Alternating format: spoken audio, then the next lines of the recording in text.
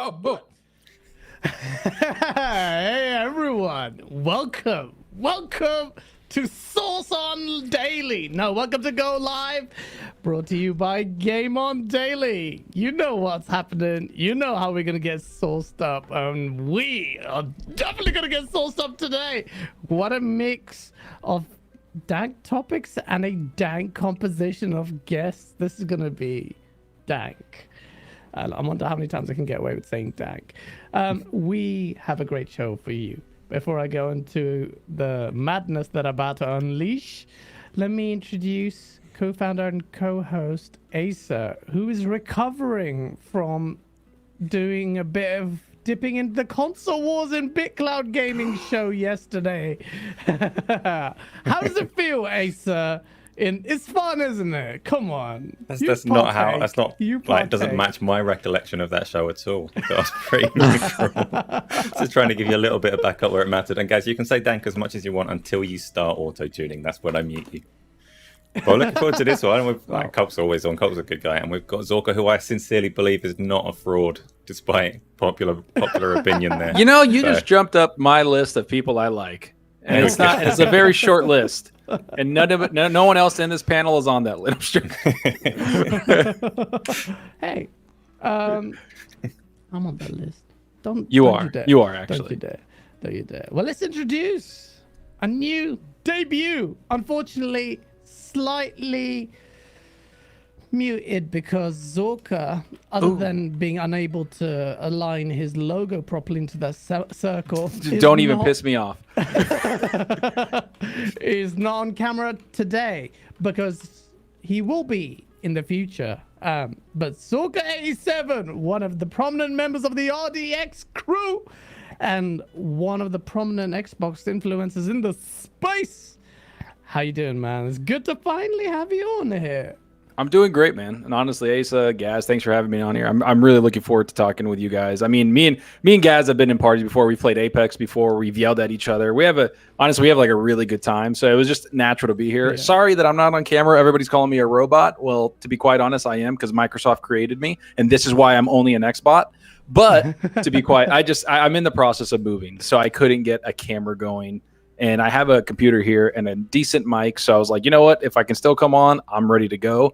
And everybody in the chat seems hyped. They're call me Robot Zalker. That's fine. It's okay. And yeah, RDX crew, obviously I love those guys. Colt was a part of that. One of the biggest mentors I've had in the community, and he's awesome. Just a great guy. And I get to debut here with him. I mean, come on, we're about to spoon. I'm ready.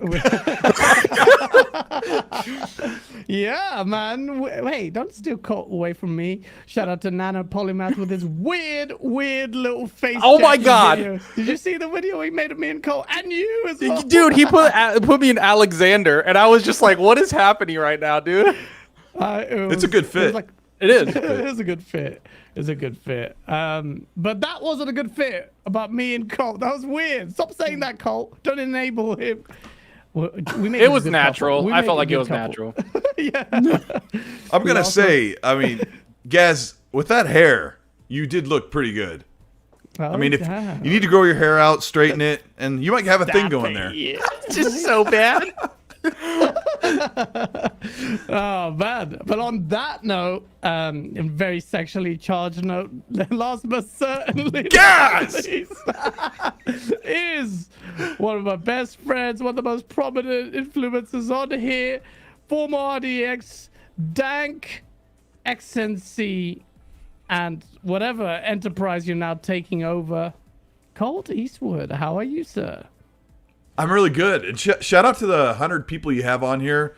Guys, hit the like button. Like, I don't say this on my show, I always forget, but like, go. This is going to be a good show. So show the sport. Yeah, hit the like button, and it will charge up Zocker to do a backflip, which we won't see off camera. But I really did do it. I really did do it. I heard the. Yeah. So yeah. Thanks for having me on. I feel like I'm in here on this show way too much, but I love hanging out with you and Asa, and you always have great guests, and you guys are an inspiration, so keep doing it. Inspiration? Yeah, oh yes. You're the inspiration, not me, man. No, I've told everybody that I started my show because of what your guys' format's amazing. Bring on people that everyone wants to hear, somebody new every week, unless Cole shows up. I feel underdressed. Like, look at Ace's background. Look at nice lighting by Gaz. And then Colt has his records and his guitar in the background. Super nice and professional. And then you got me. It's like I showed up to like a baptism or a wedding in flip-flops. Like, I feel like a jackass. No, you shouldn't feel like that. But it makes it all the more sweet when you eventually turn up on camera because you're a saucy little individual. We've had dealer a few times with without Cam, and he's cool with it. So don't feel like that. Don't feel like that. I have to give a shout out to a great guy, Hustle and Motivate. We've been chatting in the background from Level 1 Gaming as well. Thank you so much for your support and becoming a member, man. That means a lot. Honestly, your support means a lot. So thank you so much for doing that. And shout out to all the people. Rick Payne, I see you. What the Juan in the chat. So this week, some people reached out to me and said, "Hey, it's PlayStation Week. Why have you got 2 Xbox guys on there?" Well, why not? Because we want a fresh perspective on things. We had a really good show. Shout out to Big Cloud Gaming. They had a great show. Me and Asa were on there, and there's a mix of views.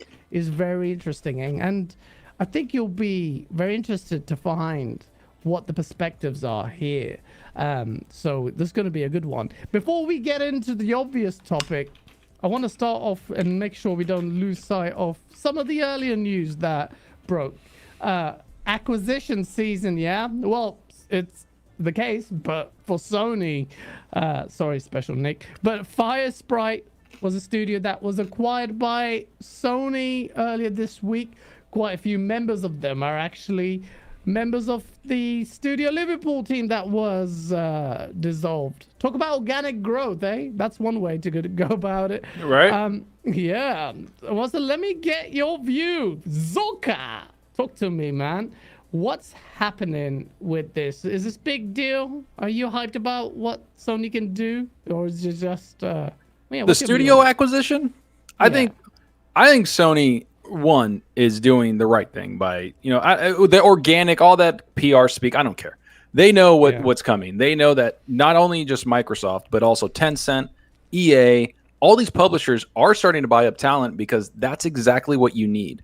People don't understand the days of getting 3 games in one generation, right? Like Dead Space. We got 3 Dead Space. We got 2 Elder Scrolls in 360 era. We're not getting that anymore. Games take way too long to go into development, right? So if you even look at Redfall, which had a bunch of leaks, a few months ago, Redfall has been in development for 5 years. Yeah. That's 5 years, people. People don't understand that. So Sony knows that. They see like, hey, a lot of these games are going to take a long time to make. Insomniac apparently is the only superhero out there that can get 4 games out, apparently. But that's not the point. The point is that you need creators, you need talent, and you need people to make these games. And I really do think that it took the industry, because if you look at the industry, when Xbox bought Bethesda, that shook the entire industry. Everybody just kind of stopped. There was no news. Everybody was like, holy, can I cuss?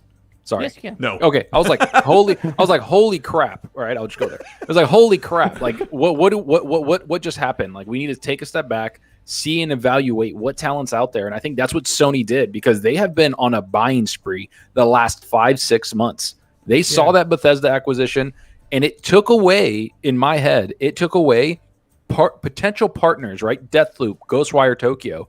They can't make those games for Sony anymore, right? Yeah. They're not going to go do that at all. No. So they lost a complete partnership of up to 11 studios. That is a massive thing. So them going out and getting things, I like that. Sony, stay competitive. That's exactly what you're going to do. They like being on top. Let's be honest. They're the console on top, but I think they're going to see a lot of things. I think it's going to be very fluid this entire generation, and we're going to see multiple publishers go back and forth in getting talent. and starting talent and starting new studios, which Sony has been doing for years. They've been expanding and just getting more talent. I think it's great. I think, honestly, it's great for the industry. And honestly, congrats to the people that got bought out, because that's their payday, bro. That's what they worked for. Yeah, no, they did. And it's quite interesting, though. Some of them are remnants from the old Dissolve studio. It seemed like Firesprite was gaining some momentum, and they're very happy, or outwardly anyway. So, yeah. What about your take on that, Colt? There was a lot of that organic growth ribbing going on. Mm-hmm. We're not going to forget, are we? Internet never forgets. Right. Well, PlayStation has always been growing their studios. Like, they had 10 or 12 studios, and then them buying Insomniac was technically an organic growth, in my opinion. I think it was, they've worked with them almost exclusively. I think only 2 or 3 games or multi-plats that Insomniac has made over their career. So basically, that is an organic growth. That was a good buy for them. I mean, we could totally get into how they just got them for 30 times less than the Bethesda acquisition. But what I take from this from an Xbox gaming fan perspective is that Sony couldn't sit there with 10 to 12 studios and work alongside Xbox with 23 and more on the way. I mean, their PlayStation's money hatting game deals. Xbox is finally starting to money hat. Like, IO Interactive is rumored to work on Xbox exclusively for one game at least. So this is something good. Like Zocker Studios said. also. Avalanche Studios also. Exactly. Yeah. Keep going. Sorry. Yeah, like Zocker said, like, this is good for the industry because Xbox got out of the dugout and started playing hardball, and PlayStation's like, well, we like to be on top. We're going to keep going. And you can't compete because Xbox has 23 studios. I would see all of those studios, except for maybe 1 or 2 are a little questionable. But all those studios are already tried and true, like top-level rated game studios that have a great pedigree. And PlayStation is not going to sit there and allow Xbox to flex like that because their fans won't allow it. Yeah. And just like the Xbox fans shouldn't allow for, we'll get into the superhero thing. I'm sure that's a topic that kind of goes into that. The one thing I like what you said. The one thing I like you. Sorry, Gaz. The one thing I like you said was organic growth. That is a fact. Like, I'm sorry. Like, the people they just bought were making exclusive Sony games, and Insomniac, for the most part, made one game outside of Sony, I believe, which was Sunset Overdrive, which I just beat recently last month, which was great on PC. But the organic growth goes both ways. When Xbox bought Bethesda, to me, that was organic. Because if you even look at what Todd Howard said, Xbox and them were the only ones working together to do console games like Elder Scrolls coming on console, and they worked with Xbox exclusively. Oblivion was an exclusive. People don't remember this. Like, so that was also another organic growth, and that's why these relationships that you see, like, I don't really see it like as a money hat, right? Right now, the Bethesda game Deathloop and Ghostwire is a money hat because now it's an Xbox game. If it does well on Sony and it reviews well, it looks good for Xbox more than it does Sony to me. Because then it's like, oh, that's an Xbox developer. They're talented. But again, it's about organic growth. That's why when Xbox does get these, Avalanche, does get these IO Interactive, this is actually a relationship. And this is what Sony did for 10 years, people. This is why they have so many games coming out. Yeah, no, absolutely. You're very right about this whole point about relationships. Those are generally the prerequisites to these acquisitions. The working relationship is so important, and that's what makes him organic. I think the fire in this comes from some reactionary comments from, I think this is Jim Ryan and others saying, to differentiate and damage control, he did say that to suggest that maybe Microsoft's opening up its wallet a little bit more. Asa, what's your thoughts on Firesprite before you take that sip of whatever the hell it is? I don't know a lot about the studio except that they have made a couple of VR games, so there is no other home that I would like for them besides Sony. They did the Playroom and the Persistent. They did a couple games out there, and they have, I think, 280 employees. That's pretty big. They're a big studio. I don't know how many of those are game developers. I don't know if it's just a lot of marketing or what they do. But that's, again, like we said, talent. That's people within the industry that have experience. And that's what Sony wants. That's what a lot of people want. They want talent to get games out at a quicker pace because it just takes longer. Yeah, and they're obviously a Liverpool-based studio. My volume up, apparently. Sorry, Mr. Good Cat. Here we go. Yeah, they're obviously a Liverpool-based studio, and Liverpool has a lot of development talent and that has a lot of history working with Sony anyway. Obviously, Sony Liverpool was shut down, Psygnosis was shut down, but they're a good fit in that sense. There's probably a lot of the relationships already built there. I mean, you've already said they were probably former Sony employees, a lot of the people there anyway. The only thing, so when Microsoft buy a studio, you can celebrate because that studio's games aren't going to cost you any money anymore, right? You've got Game Pass, you go, excellent, they're adding to my Game Pass catalog. When Sony buy a studio, you don't get that benefit, but you do get like another studio that you know are going to laser target that PlayStation hardware and develop things in the way that Sony develop things.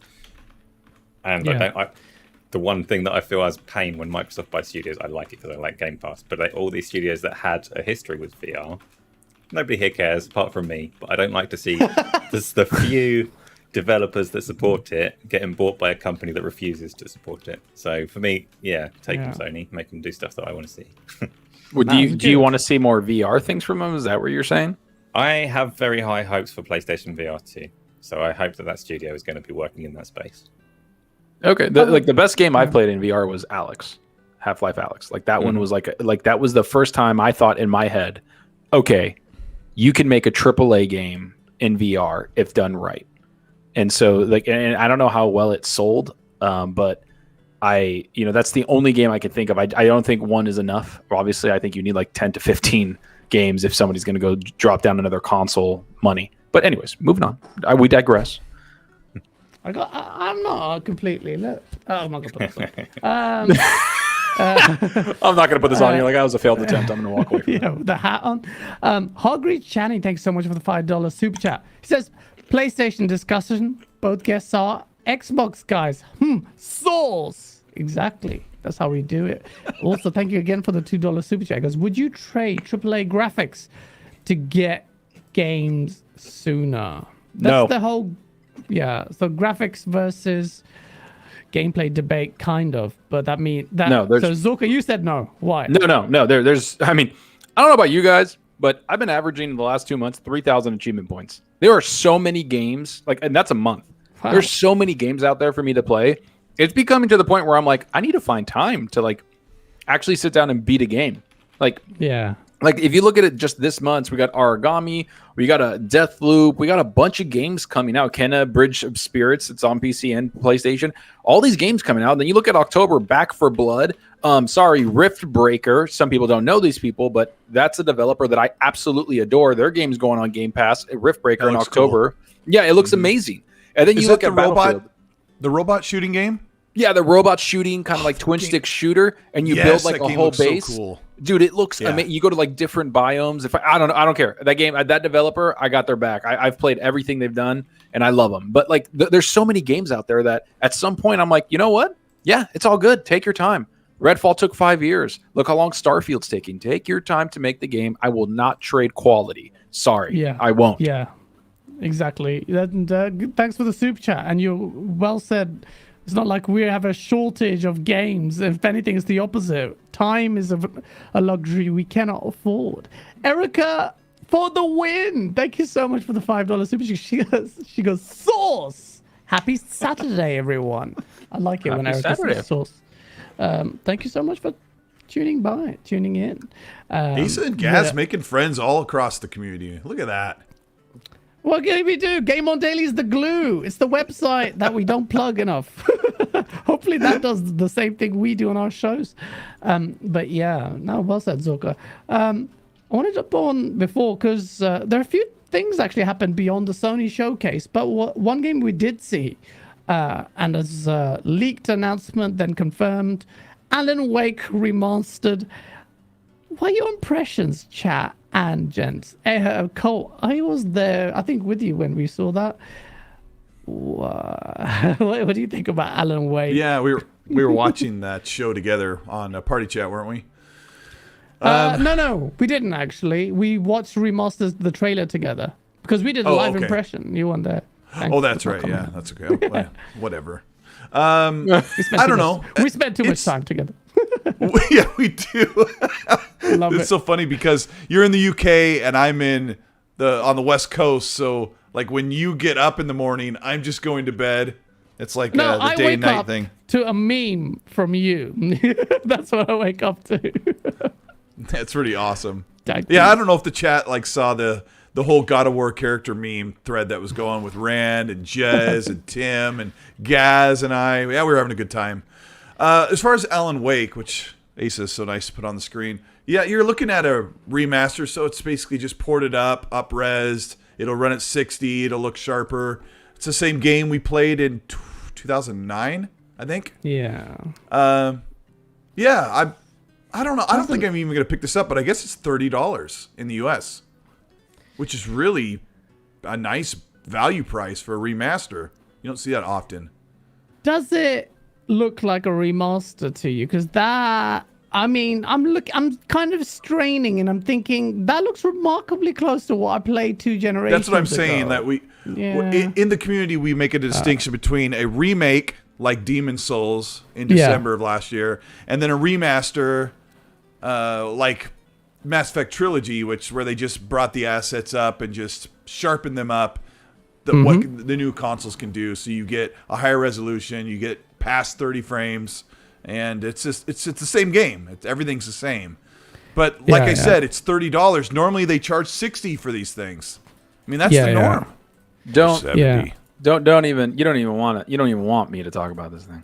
I'm gonna tell you that right now. I do want you talking about it's gonna get saucy because I'm gonna tell you this right now. That's where I fell asleep during the show. Once I saw Alan Wake and his little flashlight, I was like, okay, Remedy, moving on. Like, I'm done. I don't care. I'm sorry. Yeah. This game did not get me hyped. Everybody was like, Alan Wake, I can't wait. I don't want, nobody. Did you not like it when it first came out, though? No. Oh, okay. The only, like, Max Payne, like, I think Remedy might have helped with that. Max Payne is one of the best, right? Like, after that, I haven't liked pretty much anything. I didn't like Quantum Break. Remedy's kind of like, meh. And Alan Wake was, I just don't have it high on my list as a hype game. Like, I don't care.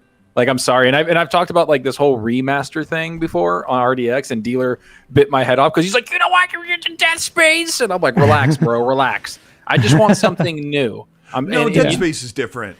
Like, Dead Space, they like overhauled it. This is not an overhaul. Yeah, I think they overhauled even the story in Dead Space. So if it's a completely different thing, then hey, I'm down to check it out. Same with KOTOR. They said remake. I'm down to check it out because if it's a remake, fine. Remasters like the Uncharted and then the Alan Wake stuff, I don't care. Give me smart delivery, not buffoon delivery. Put it up, and I just want that. Like, that's delivery. Buffoon delivery. Yeah, no, who said that in that article? term. That guy. That was great, dude. I laughed so hard. I was Clown like, car delivery. I just, and everybody's like, shut up, Zalker, because they love Control. They love Remedy. I know, trust me, sometimes you just don't hit with me, man. Like, some games just don't hit. And I'm just, I know what you mean. Yeah. How about you, Randall Thor, I would love to see you and Randall Thor argue because Alan Wake is one of his favorite games of all time. Oh, me and Rand have gone like, into parties about that. And he's like, who do you mean Remedy? Remedy's amazing. And I'm like, Rand, I'm like, put your little sword away, relax. I was like, all right, no, you don't got to stab anybody. I was like, they don't hit with me. Stop. Hey, can we sideline Gaz and Asa so Zocker and I can argue? Go for it. You don't want none of this smoke, Colt. You didn't ask about like what we've been playing, but Zucker and I got in this little scuffle. God. Yeah, he knows what I'm talking about. We got in this scuffle because Dealer called me. He's like, "You need to play Artful Escape. It's amazing. Like, as a guitar player, you're gonna love it." So I played it, and I'm like, "It's just get me like the feels and like the visuals and the sound and everything." And I'm like, "Wow, this is incredible." And Zocker and Fonz in our private chat were like, "This game's trash." So take it, Zocker. It's trash. No, it was just boring.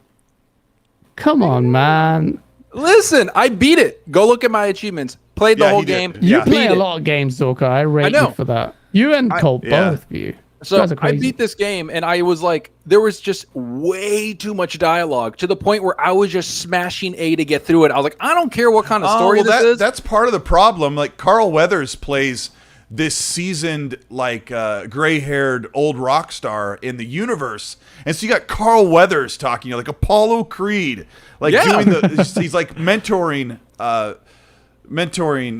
Francis, and he takes you on this intergalactic trip, and he's this disjointed, troubled teen who doesn't have an identity, and you push A to advance each sentence or each couple words, and I'm just taking it in, like the sound design and everything, and Zucker's like mashing A to get through it. No, I was listening to Carl Weathers. I hope he's playing Artful Escape that. And after 20 minutes of Carl Weathers talking that much, I was like, all right, I'm about to call Ivan Drago to punch him and take him out, because this is terrible. Like, I'm not enjoying this. I'm bored. So, but then it was just like the visuals were amazing. That's what got me through it, was the visuals. And then when you started actually using like the boss fight, so to speak, where you're playing the music and hitting the patterns. Like Simon Says. Yeah, that was cool. But running right and then holding X the entire time, I was like, this isn't gameplay for me. I'm sorry.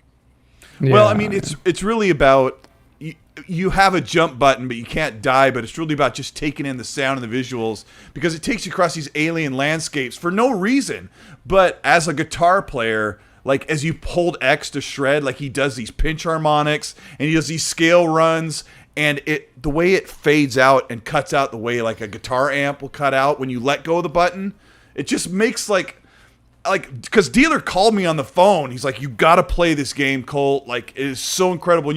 And like his description, you hold X and you shred. And I'm like, okay. But he was so excited. And then I get in the chat with Fonz and Zocker, and they're like, this is trash. And they're like, oh, hold X to shred. And I go, hey, I wasn't asking you for a Metacritic score. I'm saying I'm enjoying it. He did. He got a little mad that I was like, I'm holding X. I'm a musician. Just trolling him. Yeah, but different strokes for different folks. Pun intended. You like that? Hold X. Joanna Dark, thank you so much for the $5. Hello, gentlemen. So much talent this afternoon. Source. Thank you, Joanna. Thank you. Always nice to have you in the chat. Sounds better, Lord. Thank you. Yeah, so apart from trash games, no, I'm just kidding. One game placed Xbox exclusive before we get into talk to the PlayStation. By the way, I'm not a big fan. Carry on. Oh, wait. Say Say that again, Asa. Asa, what, yeah. What's your view on it? Yeah. That was Alan Wake. Yeah, no, I actually do like Remedy games in general, but Alan Wake didn't do it for me. And his remaster doesn't look like it's going to do it for me. Thank you, Asa. Thank you for sharing. I agree with you, Asa. Show, get my points on each game that we've gone through. Yeah. I am mad that I don't have the achievement for shooting all the thermoses. When I played it on the 360, I had... There's like 25 thermoses, I think, and I was like 22 thermoses away from getting the achievement. And I'm like, do I want to buy that and play it again? Nah. I mean, Asa, did you like Control though? Yeah, no. Generally, I actually quite liked Quantum Break as well, despite it being a bit weird. Oh my god, your opinions are invalid. But it has the Time Knife story. I like the Time Knife story. It's worth a read. I played the game just for that. Yeah. You've not played it. It was confusing for me. I thought the show, the cut to live action show, I thought that was actually pretty cool. That actually got me to beat the game, because I was like, I'm enjoying the acting here and the story more than I'm enjoying. Yeah, I mean, hey man, there's some pretty talented actors in there. Sorry, like one of the guys was that guy in Fringe. I forgot. Oh yeah, you know, you've got some. You had Littlefinger, whatever his name is. What's his name? Oh, and then Littlefinger was in it, right? Like, yeah. We don't know these actors' names. We know them from their characters. They were good. The other actors were terrible, but there was a really good potential, because you end up fighting one of the people that is. It's really clever, because it followed the story of one of the antagonists, and you feel kind of guilty that, oh wow, this guy's got a family and kids, and I'm just treating him like an NPC and just killing him like a boss battle. That was really clever. But the game faltered for me. But I agree with you on Alan Wake, man. That game got really stale at the end of it. I completed it. Story ending didn't make any sense. He looked into a lake, and I don't know. I was like, all right, at this point, you looked into a lake, and that's all it was. That's all I remember. I looked into a lake. End credits. I'm like, that's great. Just wait, spend the whole day. Like Remedy. Remedy makes it up as they go along. You get that feeling as you're playing that they're just changing the rules and they're just creating the next weird take or weird twist on the fly. I'm like, I don't like that. Yeah, I mean, it's different strokes for different people. Clearly, a lot of people like it. A lot of people are really happy for it. And this is probably used by Remedy, who have actually previously suggested that they'd like to bring Alan Wake back. So maybe a sequel. But let's see. I think the game mechanics need to be refined considerably. Recently, yesterday, we had a leak for Redfall. Some of the early game footage for that got revealed. Colt, you did a video on that, really good video. That really good video, deep voice. Yeah, man. I don't know how you churn out videos like that so quick, because I just saw the leak just before your video came out. Since you made the video, Colt, let us know your thoughts on it for the people who haven't, because I'll lead with this and say it needs to look better in the final game. I know it's very early. Oh, that's what do you super think? pre-alpha, man. Super pre-alpha. Yeah, but that's the problem. Like, Arcane Austin is working on this game. They have amazing games. Like, they don't make garbage, and their games look great. So what you have is a leak from an alpha test showing the game as it is. It's a 720p screen capture that's been compressed on Twitter and then downloaded. And on my video, when I brought it into my editing space, like if this is my monitor where I'm editing, like this is how big the picture was.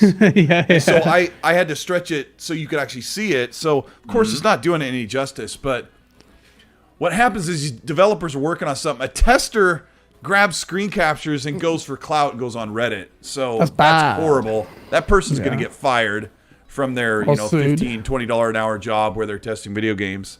So that person's going to lose their job, and they probably won't be able to do that again, all for clout. I mean, I don't even know who it was. I didn't. Maybe assuming that is how it got leaked, because mistakes can get made as well. But I don't know what the story is behind that. But like one of them was a PC screenshot, and you got your.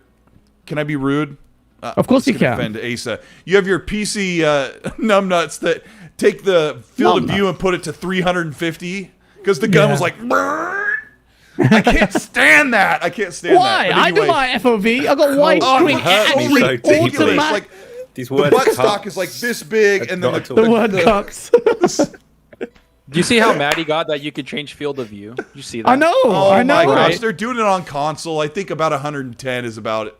That's about right. But I go 95. I leave it at 95 to 100 in between, depending on the game, and then there you go, field of view. But I got max. Dude, max. Oh, it looks so. It looks like you stretch your face into like the fourth dimension. Quake players, no. Real gamers go max. I'm just being a punk. It's like. It's just it doesn't look real anymore, and then I'm just like, well, because consoles couldn't do it. No, I'm just joking.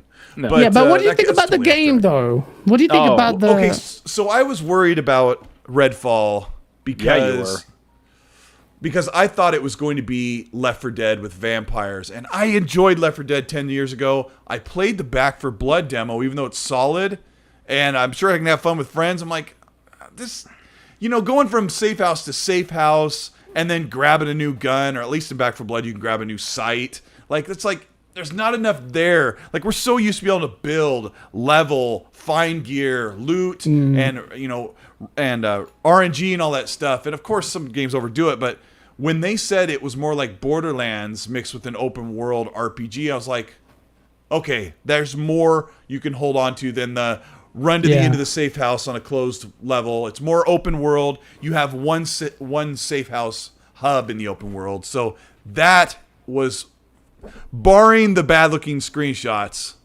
Redfall looks way cooler than I thought it was before. And I was hyped before. I was actually. What about you, Zoka?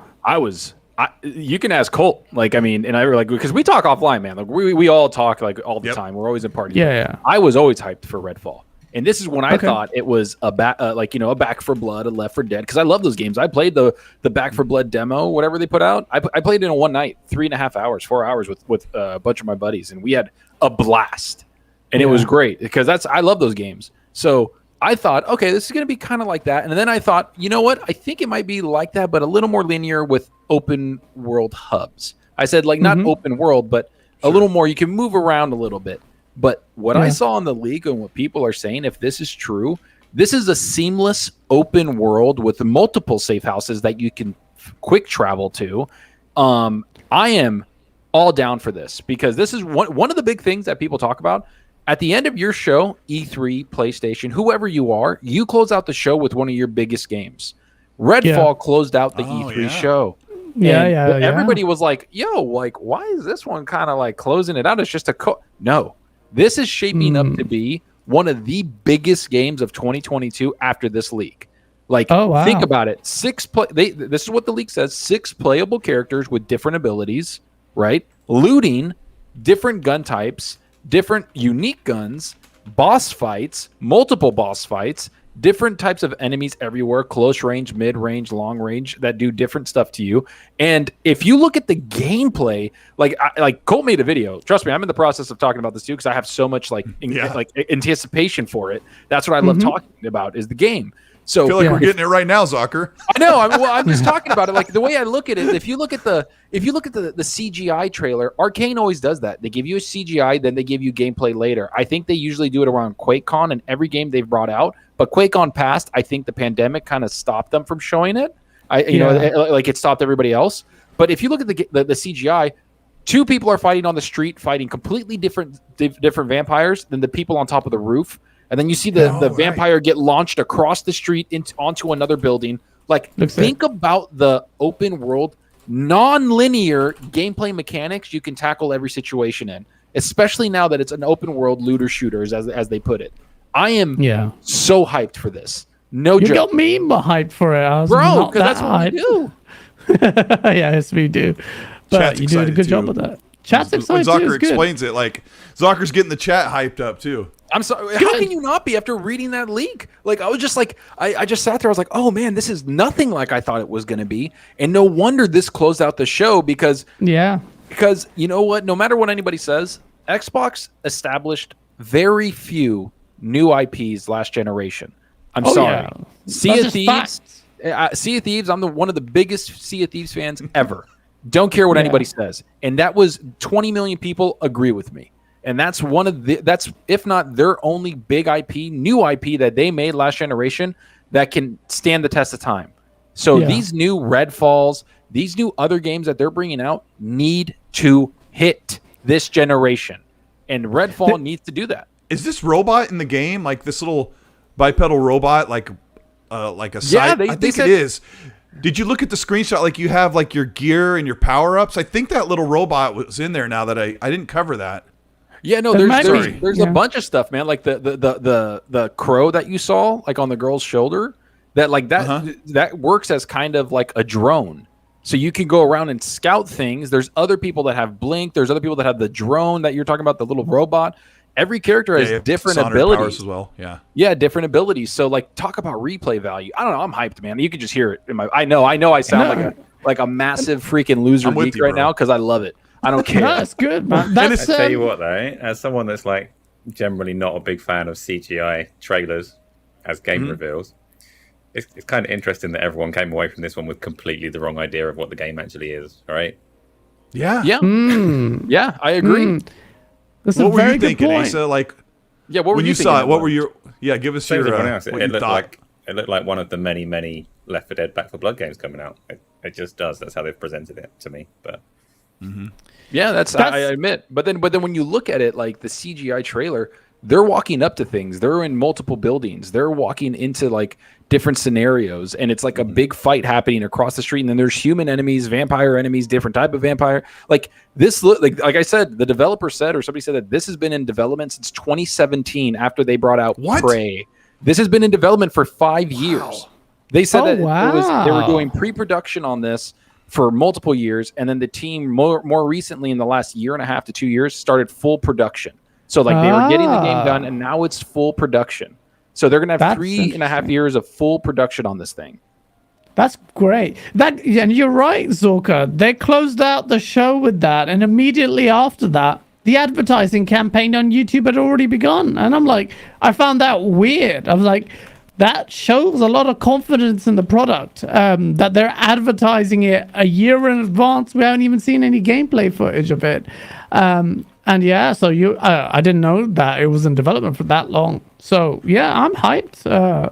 I love games where there's a lot of co-op in there, but I did feel like co-op. I liked Left 4 Dead was one of my I could tell stories about the first time me and 3 of my other mates booted that up, not knowing what this game was about because we just wanted co-op. And the first 10 minutes, we did not know what Left 4 Dead was about. We're crying, screaming like little girls. Like, what the hell? Tank comes out of nowhere. What's this witch? What the hell is that sound? Can you imagine? I wish. Oh yeah, internet, that was horrible.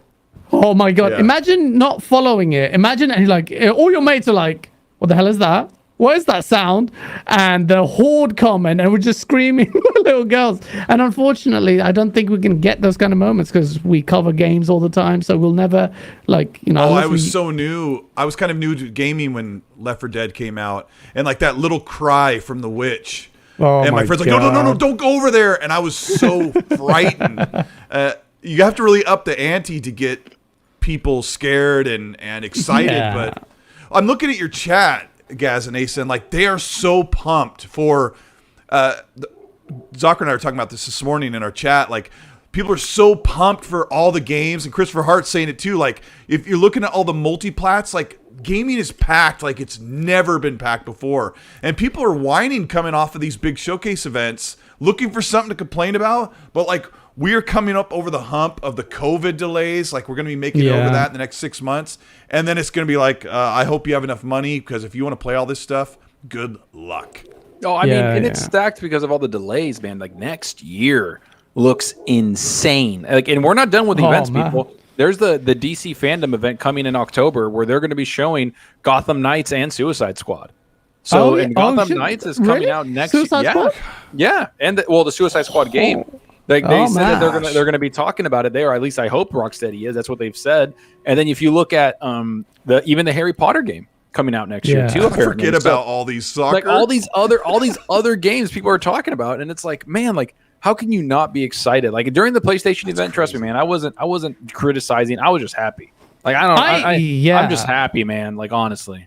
Yeah, absolutely. Shout out to Fonz in the chat, who's not allowed to be happy, apparently. He was getting on Twitter from all the Xbox fans. Oh, why are you so...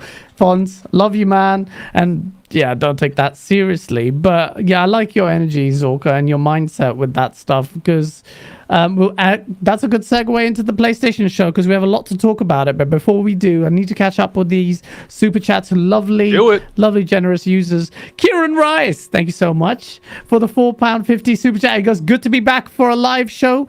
Do you all think God of War complaints are justified? We're going to go into that. Hope you are well. Love from Sunny Scotland. Blue Boy Vast, thank you so much for the £5 super chat. He goes, I love Control so much because it reminded me of Fringe that Zorka mentioned. Yep. Quantum Break's live action was clearly inspired by Fringe too. Yeah. Yeah, that's what I said. It was a perfect analogy. Good job, man. Glad somebody got it. Yeah. Alvin, thank you so much for the $7.77. He says, Borderlands is my favorite franchise ever. Wonderlands and Redfall are going to consume my entire 2022 plus beyond hyped. Yeah, everyone's hyped. And I've never been this hyped until chat to Zorka about this. I mean, look at the games Xbox has. They have the co-op Borderlands game with Redfall potentially, and then they have one of the biggest game probably coming out in the entire generation in Starfield. Like, holy cow, man! Like, and that's a single player game, right? So not only do they appease my little brain with co-op, which I love, but they also appease everybody else with a single player where I'm gonna enjoy that too. Like, dude, that's that, and keep that in mind. That variety thing is going to be really important in our later discussions. We're going to get swimming in the sauce. Stubbs Gaming, thank you so much for the £2 super chat. Goes, the sauce, great panel. Thank you so much, Stubbs, great guy. Thank you so much for that. So yeah, PlayStation showcase. It happened.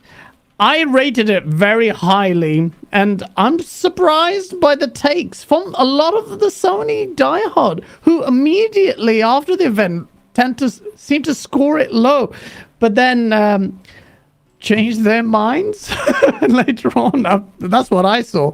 And they're like, yeah, it's good. I thought it was great. Let's go in sequence, like Big Cloud did on his show yesterday in terms of the reveals, because the format of it is quite interesting. PlayStation had to smash this show out of the park. They really did. And I said this on our show last week. All bets were off. All the PlayStation community were like all in on this show. 40 minutes. Sony had a time against them. But there's fireworks going on, I assume. I heard it. It sounds nice. They're celebrating Sony. I thought something was blowing up. But yeah, so there was pressure for them to deliver. I'm hearing all sorts, and some people are misquoting what I said about who had the better show. We'll talk about the versus thing later. But on the show itself, to me it was great. But we need to speak to you guys about it. Let's talk about the first thing they showed. A slap in the face of all Xbox fans. Knights of the Old Republic is being remade and it's for PlayStation and PC timed exclusive. Cole, that's a slap in the face, no? That felt like a slap in the face for Xbox fans. Yeah, I think it's a slap in the face since it was exclusive when it came out on the Xbox original.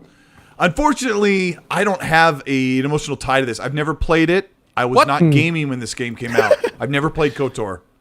I was going to college. I was finishing college or raising my family. So I was like not gaming back then. So I don't really know other than what everyone said about this. But this is that money hatting we were talking about, where Sony is like getting out there buying big things because they have to compete. This is big. With the new Xbox, yeah. So this is big, though, no, Cole? Yes, this is big, and as far as we know, and according to the experts I've talked to, this game is coming to Xbox after it finishes its timed exclusivity. Some PlayStation guys aren't too happy about that prospect, but this is let's say this is what we also get a takeaway from KOTOR. I'd love to hear Stalker's take on this. Please. This means that Indiana Jones absolutely can be an exclusive on Xbox now. Exactly. That's hit it on the head, man. Yeah. and I'm going to jump into this. Such a crazy argument, huh? I'm going to jump into this. I'm sorry that it's blasphemy you haven't played KOTOR. I'm sorry. That's blasphemous. Go play it. I don't care how outdated it looks. No, don't play it. Don't play it. You can play it now on the dang graphics, because I tried to go back to it. It looks really dated. If I was in England right now, you'd see me jump on his camera and just start strangling him. You got to play it. I mean, I get it. It's old. It's dated. But KOTOR. But there's a new one coming now. I get it, man. But I mean, KOTOR is literally, I don't care what anybody says, the best or one of the best Star Wars games ever made, bar none. And one of the best RPGs ever made. Don't care what anybody says in the chat if they start yelling at me. It is. Does it have what do you call it? Turn-based combat? Yep. Yeah, but it's like what Dragon Age, right? Dragon Age is like kind of like, except not real time. Like it was kind of like you have this group of people with you. It's you and two others, and then you start becoming like Jedi. Dude, it's just so good. It was like back in the day it was a mind blowing game where you were like, oh wow. And for them to get it exclusive, I'm gonna be playing it on PC because I'm not waiting. Sorry. I'm going to get it on my PC, and my PC is freaking awesome, so I can play it there. And I think this is a massive get for Sony. I think they had to do this. They had to do something because KOTOR is amazing. And for them to get that big IP, that's the one – I said this. That's the one thing I saw that was consistent across the Sony show. It was a good show. I rated it extremely high. The beginning was great. The middle was terrible. I was like, this is trash. Move on. And then the last 10 minutes or 15 minutes was amazing. The multiplat stuff and all that, I was kind of like, I'm done with this. But the KOTOR thing is a big get for them. And that's the consistent message I saw across Sony is they got massive, well-known, world-renowned IPs on their console. Star Wars and Marvel. And it started with Star Wars in the beginning.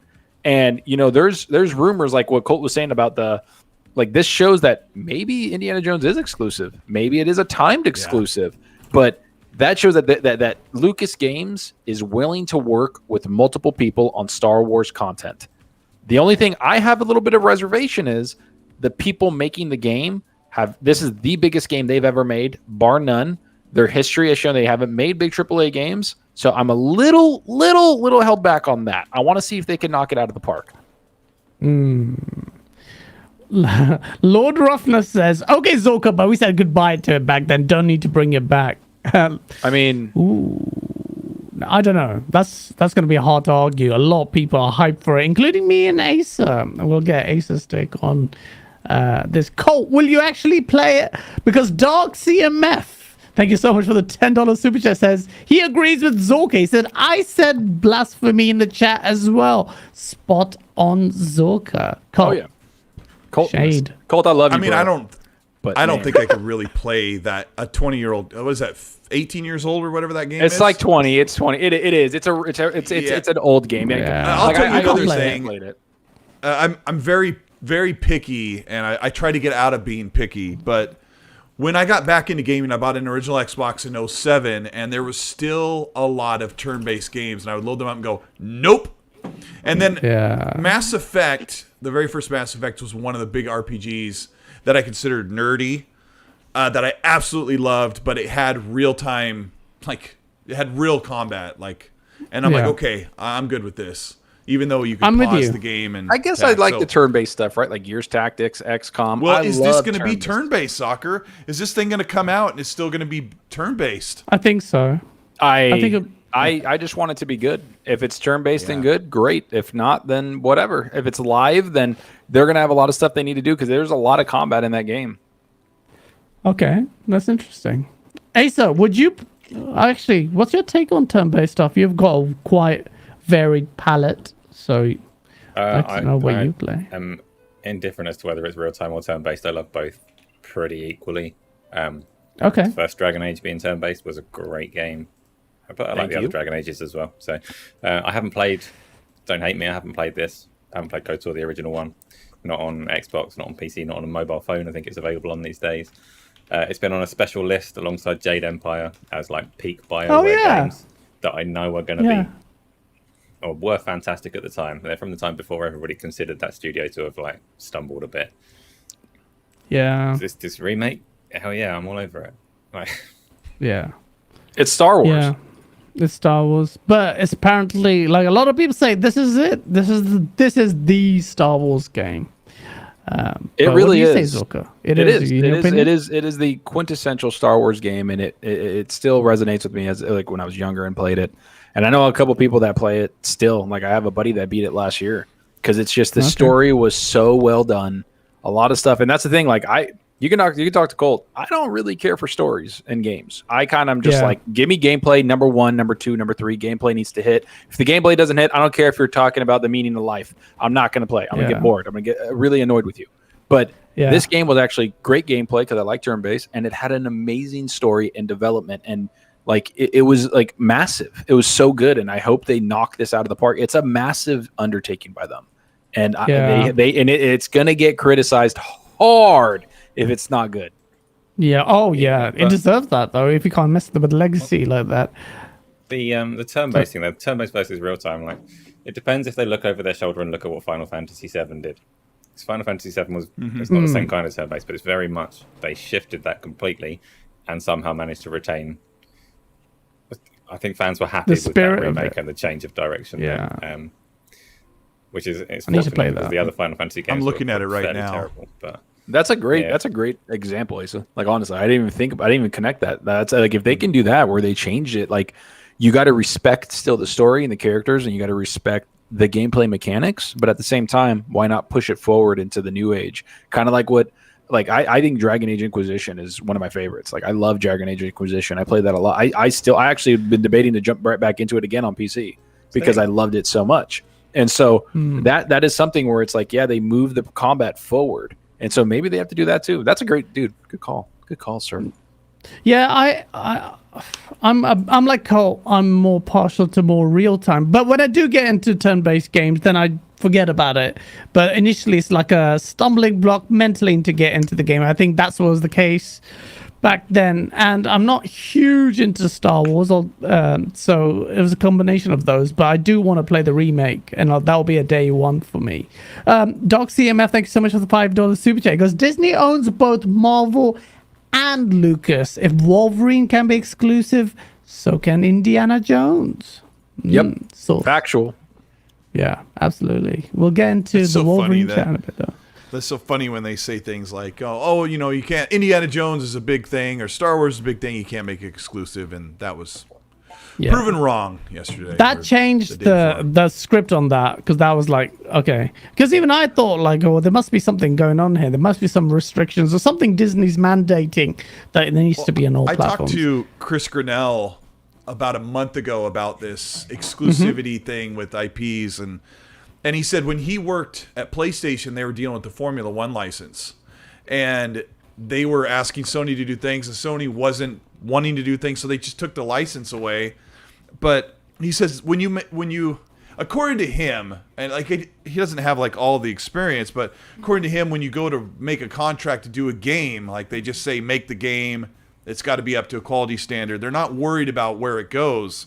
But if you're working with PlayStation, of course they want it to be exclusive. So if PlayStation says we want to make KOTOR and we want to make it exclusive, that's in the contract. The difference with Indiana Jones was it was already shopped, and probably the contract was already signed like 2 years ago. I would assume.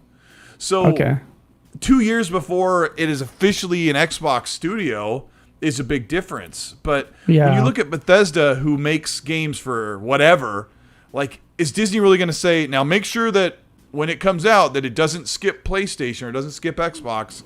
I don't even know if that wording is in there. That's kind of where that it's unlikely that they'll gloss over it without any wording, though. So even if it isn't their intention, like, we don't, like, maybe they're quite happy for the game to be exclusive. But if the wording in the contract says, like, actually, we're going to deliver something that's not because the timing of the contract being signed, it's just a little bit tangled. Like, nothing much has changed for me. It's never been the case that it couldn't be exclusive. It just very much depends what's been written. Like, I think it's more, to be quite honest, I don't think they give a shit about if it's exclusive or not. I think that money's going to be put on the table. If it's exclusive, it's exclusive. That's it. And, you know, the only thing I can see making a difference is Game Pass. Kind of like, hey, if you get this much, maybe we get a cut of something. But to me, and this is something, you know, I hope we can jump into. I don't know if you have another topic after, but I wanted to jump into the superhero stuff. To me, what I think it's more about is the source material. I think if you can respect the source material, you will get a contract to make a game. And if you look at what Insomniac Games did with Spider-Man and then Miles Morales, they completely respected the source material and to be quite honest, added a little bit to it and actually made it, because that's what Disney cares about first and foremost, is that you don't muddy up their material, their source material. You don't muddy up their characters. So Insomniac Games has an amazing relationship. I don't know this for a fact, right? It could be full of crap, but to me, if you look at it, just read between the lines, an amazing relationship with Disney and Marvel and the creators of those characters, because they were handed Wolverine because they were trusted. After what happened with Spider-Man and it sold 20 million, they were like, "Hey, you did a really good job. The game was really good, and that's it. Here, you want to work on Wolverine? Cool." So that's what Disney cares about. And this KOTOR game is beloved by so many gamers. They're like, why not remake it? Here, we'll give it to Sony and they can do this. And they probably, you know, shopped it around. Sony money had it for a timed exclusive. And there you go. So it's all about the relationship you have with the source material and the people behind it. So if Lucasfilm Games, whatever they're called, likes them and they're like, hey, they're going to take care of our character, then they'll get the contract. That's what I think. And then, of course, money. Disagree with you. I agree with you, but this contract that's been signed will have been ratified by Disney's legal team, and there will not be any room for flexibility or maneuver within it, whatever it says. And that's not to say one way or the other, just they are bound to something. There may be. Depends on the form of the contract. Arodimus, thank you for the chat. It says, did Square Enix respect the source material with the Avengers? And do you think they're getting? Do you think everything's going well over there? See, because Avengers with Square Enix. No, like Avengers with Square Enix. Like actually, like when you played the game, the story was really good. I don't care what anybody says. I enjoyed the story. It was the gameplay mechanic, and then not to mention they killed Marvel Heroes, which is one of the best open world MMO games I've ever played in my life. A lot of people don't know it, but it's a Diablo-esque game with Marvel Heroes, and you play as every single one. You unlock them, and it was a free-to-play game. And I put money into that. I loved it. I have over 300 hours in that game, and they killed it to basically get Avengers into more things, right? So now this Avenger game by Square Enix, the reason why the updates have actually done it really well. I have people that play it now and are like, hey, you should really check it out and jump back into it. It was the source material. They still like did a good job, but it was the gameplay and then the lack of content towards the end game that people didn't like. Absolutely. Yeah, I think Asa, you also said that about the game, right? You thought it was a pretty solid pretty game. good. Combat's decent. It's not like world shattering, but it's just decent enough. Really polished. Crystal Dynamics are a fantastic studio, and that game looks amazing. But the live service elements. I reinstalled it for the Wakanda expansion. People make fun of me. They're like, "Oh, you're gonna play it?" I'm like, "Yeah, actually, I am because I love comic books, and I'm gonna get to play as Black Panther, and it's a free update, and I'm gonna kick some ass." Yeah, no, a lot of people who actually played it say that. A lot of people ridicule it, but and I get you. Yodani Quezada, thanks so much for the $5 super chat. He goes, we're talking about KOTOR, Alan Wake, and The Matrix. What year is it? Can we please beg for the Enter the Matrix remake? Great game. Actually, it was fun at the start. Then you realize how crap it was. But the Matrix game? Yeah. You better back up. I completed it. I loved it. That game was sick. There was so much potential there, but it was when you first played it, I'm like, I'm in the Matrix. But it's kind of sick. It's kind of sick, yeah. Hoggy Channy, thanks so much for the $2 super check. What if Obsidian is making exclusive KOTOR 3? Oh well, maybe with these things they're always, No, they're not. Nah. Well, with these things, sometimes they'll test things out. I mean, it's quite surprised that KOTOR is even being remade, but I do agree it's unlikely. Off the back of that shock that came out nowhere, no one was expecting, least of all being timed exclusive, then followed a game that looked really good to me. That I don't think, I don't know. I'd like to get your thoughts on it. Not a lot of people talking about it. Well, kind of, but which one? It's the following it was Eve. Well, I forgot the name of it now. Project Eve, I think. Project Eve, and it looks like Bayonetta, but nice graphics and just amazingly refined. Polished. I mean, Bayonetta is quite polished in its own way, but. What did you think of Project Eve, Cole? Is this the kind of game you'd like to play? Did you also play... I forgot the name of the game, so ignore my question. Damn. Bayonetta? No. It's on Game Pass. It's a sick game. I can't even explain to you. It's a Japanese game. Came on Game Pass. I'll find it. I'm going to find it. Yeah. Tales of Arise? No, it's a Japanese game. You have a robot. Nexus? You start off... Huh? Oh, Nier Automata or Nexus? Nier Automata. How did you get that? Oh, Nier Automata. How did I get that? Because I love gaming, unlike you. No, I'm just joking. I didn't like Nier Automata. I tried it. I really tried it. I played like 5 or 6 hours, and it just drove me crazy. I just didn't like it. This game looks really cool, but this is really a strong Japanese title that I normally don't play, but man, do the graphics look great. So, yeah, graphics mean a lot, don't they? I was in a party chat with Randall Thor watching the event, and we were really impressed by... I mean, my takeaway from Project Eve is like, look at what developers are doing. Like, look at how amazing they are, their talent to create great graphics. There's a nice little Chinese studio as well. I think a very new one. Korean. Chinese? Oh, okay. Korean. I saw something because I thought they weren't weren't speaking Chinese. I was really weird because I'm doing a video right now on this, and they're just like, not on this, but Yeah, Korean. So Far East Asian devs are coming out strong, man. Visually as well. Yeah, so there was a little argument on Twitter. Somebody called out Dealer and I about the 9 teraflop PS5 and how visuals that guy. compare. Yeah, how visuals compare on PlayStation compared to Xbox, and like they don't get it. Like they really don't get it, or they're just trying to start an argument. Like these visuals that we're looking at have absolutely. I mean, this is. Dealer had to correct me because I said it has 0 to do with teraflops, but he knows what I mean. Like I'm being facetious. Like it's not really about teraflops. These visuals we're looking at in Project Eve I think is almost all about a developer taking time and attention to detail, lighting. Like you can't have a great looking game without exceptional 3D modelers. Like it has nothing to do with teraflops. Teraflops has to do with the frame rate, the physics, how many things can be on screen. But look how great this game looks. Like some graphics are great, and then they put the peach butt.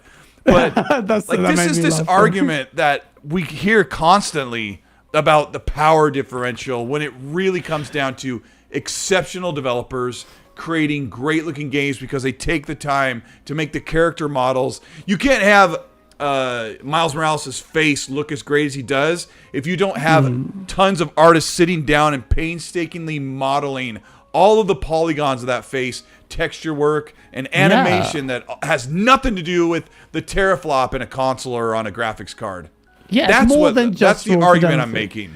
Yeah, I mean, I don't know why I have to respond to that guy. I think he wants to marry you, but as far as that, I mean, the talent shows. Yeah, who doesn't? You're a toddler, Zucker.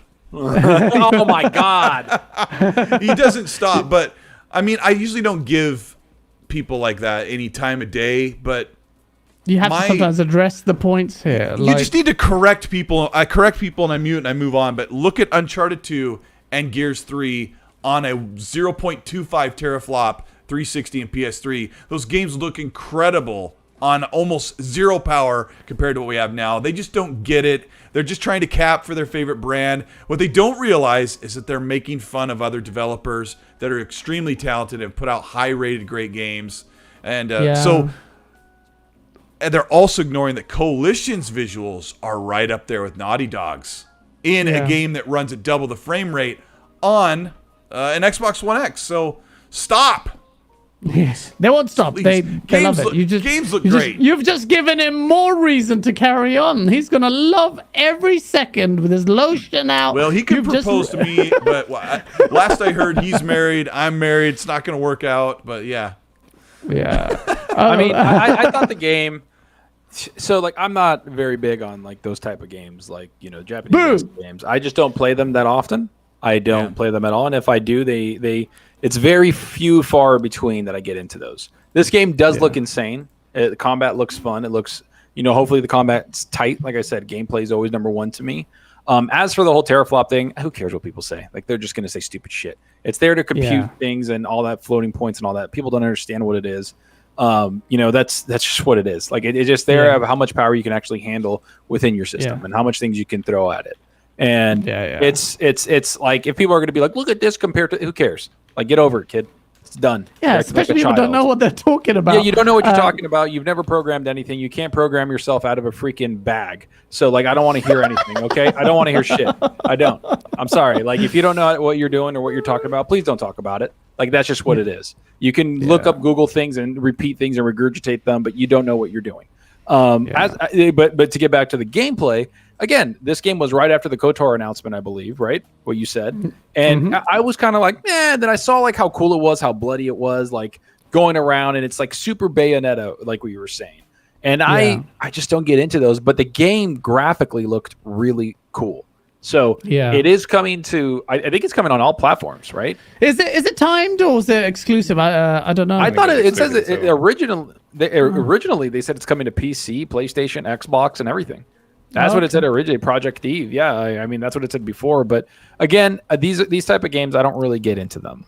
It wasn't the standout, and to be quite honest, I forgot about it until you just brought it up, and then I was watching the trailer you have, and I was like, oh yeah, I remember that. I really like it, and I like Far East Asian devs because I like Black Myth Wukong. Black Myth Wukong. Yes, yay. Just this is very different types of narrative tropes. They're really good. But I get it. I don't know Different what word strokes. you said, but it sounds delicious, Gaz. don't It's know funny. what I I talked to said. Gaz on the phone, and he'll eat food that his family's making. I'm like, "What do you eat?" And he goes, "Well, like it's called something." He'll say that, and they're like, "I can't really explain it to you." And I'm like, "Whatever." Does it have noodles? Does it have rice? What's it have? And I want to know. What The Asian for the Asians out there, he doesn't know. He has never tried biryani. I mean, his life is just pointless. You have to try it one day. We'll meet. Biryani and Kotor at the same time. Kotor. And kabapi. See that you can do it's turn-based. You can do both. Lord Nathan, your bloody super chat put me off so bad because it's hilarious. The graphics are great, and the emojis are there for the rest of the chat to see. Thank you so much for that. Kay Asante, long time. Thank you so much for the super chat. It goes, very poignant. Salute to the panel. Great convo. Just because you have the best hammer doesn't mean you'll build the best house. Experience matters more. It's not about Very experience. true. It's about assets that you have. That's what matters. If like a lot of these game Project developers, Eve. Unreal Engine 5, all these other engines that are out there, like it just depends on what art direction you want to go into. And that's it. People are like, well, look, they can only make. No, it's what you want to make. If you look at Psychonauts, artistically, it's amazing. It looks amazing. And they had great artists to make those. Last of Us 2 is a technical showpiece, and it looks amazing because they wanted to go in that direction. It's all about what the developer and what direction they want to go into. They can do whatever they want. So people just saying like, oh, it's because you can't do it on this machine. No, you are stupid if you think that. Like, that's just what it is. You can get realistic assets from the engines you work on automatically because these other programmers have already made them, and that's what you pay the 30% to Unreal Engine 5 for, is so you can use those assets, put them together, because it's back-end and front-end coding put together that people don't even understand. Back-end, you got a mighty fine back-end, Gaz. But anyways, it's been programmed for years. It's perfect. That's I'm just saying, like people just don't understand that, and that's the whole point. Yeah. Like I get it. Did you see Sadie Boyd from Arcane tweeted at one of the big Xbox fans on Twitter and said, "Tell me you don't know how game development works without telling me you don't know how game development works." Exactly. Oh, the animation thing? He made fun of game. the same animations of God of War Ragnarok, which even if you're paying attention, when they announced the game, we knew they were going to take 2018 God of War and build a new sequel, whether it was like Miles Morales and Lost Legacy, which it kind of is, but way longer, which is totally fine. It's as long as the game bangs. Hey, you know what? In Gears of War, I'm doing the same reload mechanic and I'm doing the same cover mechanic. I'm really annoyed with it. Why couldn't they just do something different where they slam against the wall and it falls over and you got to pick it up? I don't know. Like, who cares? Like, people, like, that's what game development is. Like, you get something down, especially since God of War was a big hit. Like, why wouldn't you build off that foundation, even just barring anything else? Like, if the whole idea was to take God of War 2018 and just reskin it to a whole new campaign, like, that's what people would want anyway. You wouldn't want them to totally start from the ground up and build something else. Colt knows this. I think Gaz, Asa, I don't think you do, but like I graduated with a computer science degree. I have developed things. I've worked at one gaming company. I realized it wasn't kind of for me. I didn't enjoy a lot of the stuff going on. Not like personal. I'm just saying, like, coding wise. I was like what I wanted to do with my career. I don't talk about it a lot because I know I'd get a bunch of questions on stuff, and it's like, I don't want to talk about coding during video games. But people I see people a lot, and that's why I keep quiet. I see people a lot just spewing crap out of their mouth, acting like they know what coding or developing and doing things and getting assets and reusing assets and then improving on assets. Like, they have no idea what they're talking about. And I know which ones they are, and I instantly block them.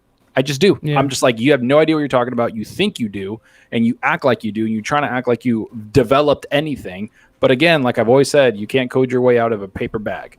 And so I just leave them alone, walk away, and that's what a lot of people should do. And that's it. And then somebody's asking me, do you think Unreal Engine 5 will make game production quicker? It's not about quicker. These games are going to take a long time because there's so much more detailed. Yeah. And that's what it is. It's not about quicker. It's going to help a lot of developers that are smaller.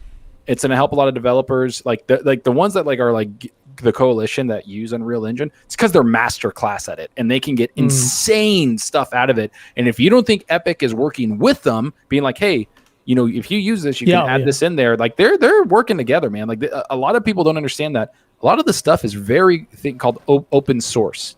Like this is open source. Like if you find something cool in tech, just like the Rift, Ratchet and Clank, that developer called them out saying, hey, we were doing this in PS3 era, man.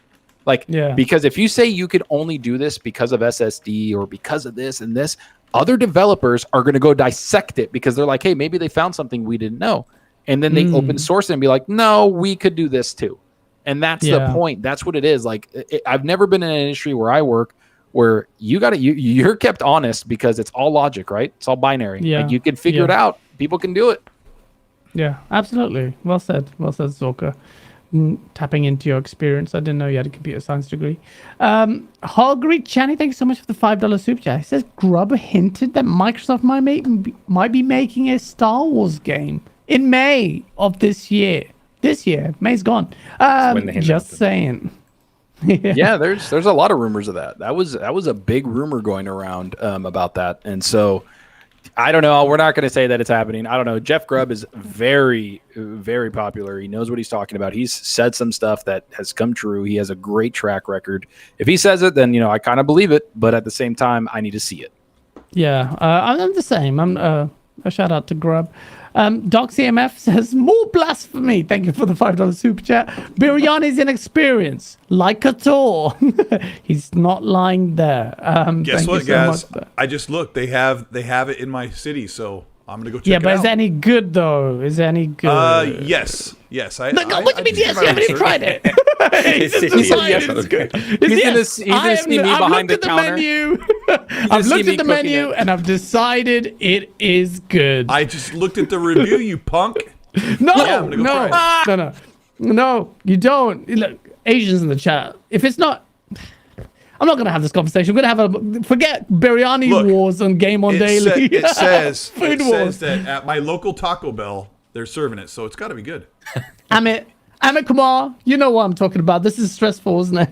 Wait, it's always you have to come have authentic Asian stuff. Restaurants use these pastes, and I don't know why you're talking about biryani in chat. It's my fault. Asa, sorry, before I lose track, biryani. I need to There's a really good one near me next time you come by.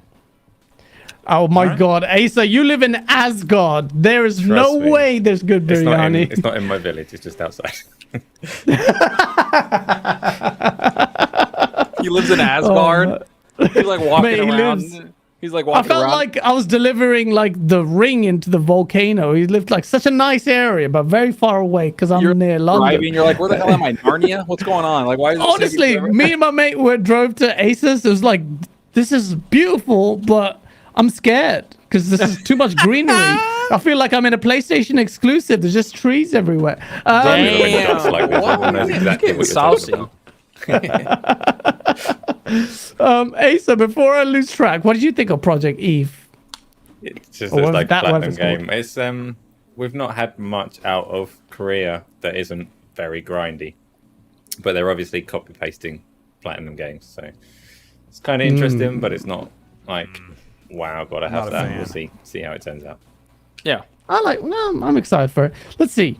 But after the showing of that, it just went very downhill for PlayStation's showcase. Then it was just a heavy reliance on multiplats, and I don't really want to get into it because it's pretty dead, and we've talked on quite a bit. Yeah, let's get to the meat and potatoes at the end, baby. Meat and potatoes. Just when everyone thought, I knew they always do a one more thing, so everyone was waiting for it. But at a certain point, it went on for so long. I was looking at the time, they didn't have much time.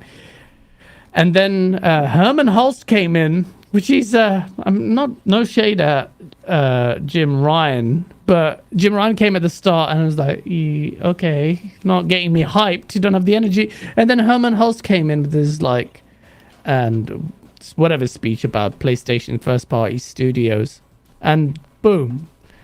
Then we got what came first? Was it Wolverine? Mate, that came out of nowhere. That is a shocker. We had a live reaction.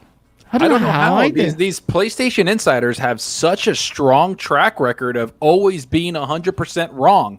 I don't know how we didn't see this. Gosh. I don't understand. And you know who you are. You know who you are. I don't care. Like you guys say some bullshit. And saying Spider-Man 2 is coming does not count. Like, I mean, No, saying Spider-Man 2. Even is my I said dog Asa said that. was called that. You know. Yeah, everybody did. Everybody, of course, 20 million sold. You think they're not going? Hey, let's do that again. I mean, but the Wolverine. Like, honestly, I remember the Insomniac games came out, and I was like, oh man, no way they're showing Spider-Man again.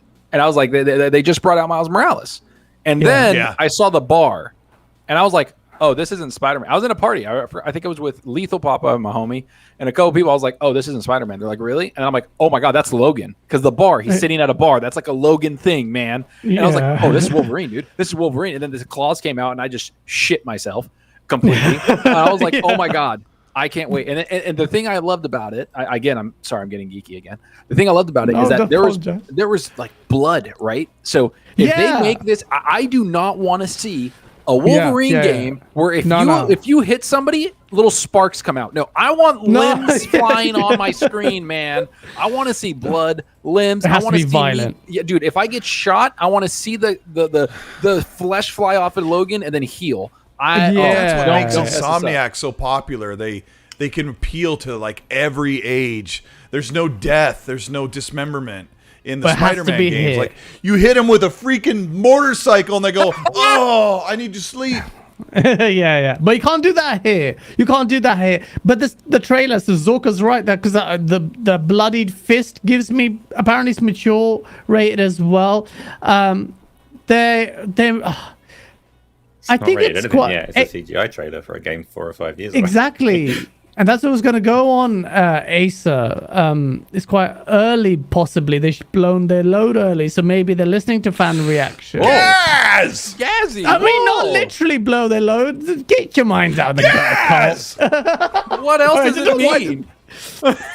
Oh, yeah, actually, I should stop using that. But... oh, gee. All right, never mind. I even did the hand motion. I'm such an idiot. But... Gas! Gold! Tell me, are you into superheroes and Marvel and stuff? And did Wolverine get you off? We're about to get into this. We're about to get into this. Me and Cole are about to get another fight with Zocker. Do you like superhero games? Do you like Marvel? Do you like comic books? Do you like comic book readers? I like the Marvel movie. I like a lot of the Marvel movies. I'm gonna give your audience a real treat. Okay, this is how it is. I am very old, and I grew up when you could play video games or read comics and whatever. I never read comics. I didn't know who Doctor Strange was till like 3 or 4 years ago. I didn't know who Green Lantern was. I didn't know who Thanos was. I don't know who most of the villains are. I basically grew up knowing there was a Spider-Man, there's a Superman, there was a Batman, and there was a Joker. I knew there was Joker and Penguin because of the movies, but I didn't watch the other movies. So I'm not a big superhero fan. So right now, Xbox fans are like, tell Uncle Phil to get a superhero game. He needs to. And first of all, I'm like, my uncle's name is Gary. He's not Phil. So I don't know how that's going to help, but I don't know. Shout out to Gary. So what my argument? So nervous when you do shout outs. But I'm sorry. Xbox does need to grab a superhero, either a superhero franchise license or another big type of franchise, like the Indiana Jones. That's not quite big enough. Like Wolverine is pretty big. Like, why isn't Xbox going? Let's just grab Batman. And there's only one studio. Here's my hot take, and then I'll let Zocker take it. There's only one studio that can properly take on a superhero or a big character franchise, and it is the Initiative. The Initiative comes from the Tomb Raider series. They've got Sony Santa Monica and Rockstar people. They are the studio that you want to take on a big IP. It's really interesting that they took Perfect Dark first, but maybe that's a smaller game. I don't know. But they need something big. And Xbox fans, after seeing Spider-Man Miles Morales, Spider-Man 2, Wolverine, they're like, where's our big character?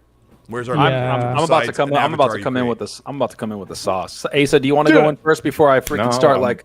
No, I'm looking forward to this. Go for it. Okay, so first of all, they need it. I'm sorry, people. What Colt just said, he didn't grow up with comics. I did. I've talked about this on the Iron Lords podcast. I've talked about it all the time. Comic books to me are equal to gaming. I love them. I read them all the time. You can ask my girlfriend. You can ask anybody. I don't give a shit. I'll read them all day, every day. I love it. But the one thing that Colt just did, he didn't know who Doctor Strange is. He didn't know who Thanos was. He didn't know who all these people were, but he just said them on the top of his head. The reason is because he now knows who they are. He knows who these superheroes are because it's world renowned. Comic books is legitimately like one of the biggest things going on right now, one of the fastest growing things. It's basically saving the movie industry, to be quite honest. They've even talked about how that they're making billions of dollars because it's massive. Just like Star Wars is world renowned, comics are world renowned. So when you get a comic book game, that is huge. I don't care what anybody says. Xbox needs to get something like this, and they do, and I don't want them to put the initiative on it. I know what Colt's saying, but the initiative has not proven shit at all. I'm just saying they haven't. The initiative hasn't proven anything. So if you're going to get one of the biggest franchises, I don't care what character you get. All I know is that I want either the Coalition to make it because they carry the Xbox One generation next to Forza. Don't care what anybody says. Gears 4, Gears 5, Gears Tactics was amazing. So they carried it. They've done it. I want the Coalition on it, and I don't want it single player. That's my hot take. I don't want it single player. I want them to go to Marvel. I want them to go to DC, whoever you got to go to, and be like, give me an X. Do what you do, Xbox. Do what you do well. Give me an X-Men game and have it be co-op, open world with your buddies as you're fighting Sentinels and all these other people. Dude, tell me you don't want that. Tell me you don't want that. Sick idea. Sick idea. Didn't even think about that. That's a sick idea. Zoka, you are just just making me hyped. You're making me trying to think of something. Loads were not blown. Loads were not blown. I'm just saying. Yes, they were. They were blown. I don't care. A shout out to almost 290 people watching. Please smash that like button. It helps us out. We're getting sourced up, and that's a good segue. I didn't even think about co-ops, like superhero. That'd be mad. Not like a DC Universe Online. Sorry, somebody's like, no, I don't want. I don't want an online game. I want like a Borderlands, but Xbox. Like you go with your buddies and just destroy shit. Like in an open world as a superhero. Go ahead. Sorry. Yadani, and this would be so good. He says, thank you so much for the $5 super chat. I'm bringing this up because buy Warner Brother games to compete. Because can you imagine if it's DC on Xbox and Marvel on PlayStation?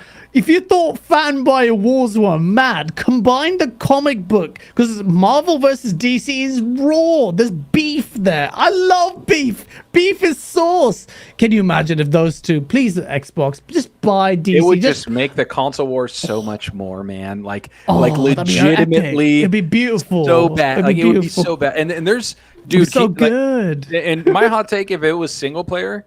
I don't want a hero game from Xbox, to be quite honest. I would like an X-Men for co-op, but if they want to make a single player game, I want one person to be made. I know people are throwing Deathloop out or Deadpool out there. I don't want Deadpool. I want Deathstroke. I want Deathstroke so you can have guns, swords, and you're killing people, and it's extremely violent and it's extremely adult. And I think DC would kill that game. I mean, or Xbox or whoever can make it. Deathstroke's a very big villain. I don't want a hero game. Why not get a villain game out? Why not get something where you're doing bad stuff? I love playing the villain. Dude, come on, or a Punisher. Sick ideas. These are sick. Come on. There were Punisher games at one point. Remember the one where you could do like the executions, like really dark ones that went black and white? That's pretty cool. But Xbox will do instead. They'll make Green Lantern. First of all, oh my God, hold on. He's saying this to trigger me. He's saying, I know him. The Green Lantern is freaking awesome. I don't want to hear it. Green Lantern has some of the most amazing, epic villains in the industry. I'm with Cole. I'm about to smack you guys. There was this cartoon. Remember the Green Lantern? There was Daffy Duck. What was it? That was so good. They did a take on it. There was an episode where he joins the Green Lantern. There was one funny scene. If someone in chat can remember, just bring up Daffy Duck and the Green Man, get the fuck. If you're gonna bring up Green Lantern, Bring up Jeff Johns. Bring up the people that made it freaking epic. The Sinestro War, the Blackest Night, one of the greatest freaking events in comic book history, where people are being resurrected and killed, and so they're like fighting their family members who are using their memories against them. Dude, you better get your head out of your ass. Dark. That's it is dark. But the Daffy Duck thing, the cartoon, Looney Tunes, whatever they did an episode was amazing. One funniest skit. Asa, kick this son of a bitch off the if he's bringing up Daffy Duck. Yeah, well, Udani wants Harry Potter and the Prisoner of Azerbaijan. This is a shout out to our previous show where Save dropped that line. But Zorka's going in. He is, and I like it. I am quite ignorant of comic books. There was a point where I was into it, but just whatever. It didn't align with. I just didn't have the availability. You're out with girls or something? Yeah, and getting rejected, but it was fun. Oh my god! See, Colt. At least he's honest about it, unlike you son of a gun. Oh my gosh. No, man, I should have read comic books instead of chasing women like I was. No, I mean, I was a different. I fully admit I was a different geek. Like I sat at home and read Calvin and Hobbes comics. I never read superhero comics, so I just didn't. They didn't exist to me. They just weren't in my space. Like I played the NES and the Super NES, and I read Mad Magazine and Calvin and Hobbes. Like I was that type of geek. I didn't know anything about Star Trek. Mad Magazine was sick. I loved Mad Magazine. I was such a dork. There was only so much I could do. Because if I start reading comic books, and I'm a massive video game nerd, I was going to cockblock myself even more. So there was a problem there. Man, you got to. As a kid, I wanted funny. I know I should have embraced it. I should have embraced my nerd. That's what I did, man. Like, my buddies would tell me, like, don't take your girl to the comic shop. And I took her. I was like, I'll screw you guys. I took her, and she was like, oh, this is what you do? I was like, I don't care. What are you going to do about it? There's only a few times you can tolerate beating the crap kicked out of you. But it was I got to teach you how to fight. Yes! I got to teach you how to fight, Gaz. Oh, mate. I had some fights in school, but that's a different topic anyway. But yeah, what are we talking about? I'm completely lost. Green Lantern, superhero games, Spider-Man. Everything. It's unanimous, I think. Asa, you tell me about your girlfriends. No, tell me about what you think about Microsoft having to respond to the superhero thing. Because your reaction, see, I got you may not think this, but I listen to you a lot, and now I'm influenced by you. Anytime you show the remotely some emotion, I get hyped. When Wolverine got revealed, you said, now that's a thing. That's a thing. And I was like, ooh, I got hyped just based on your voice. Are you a big comic book guy? Are you a big Wolverine guy?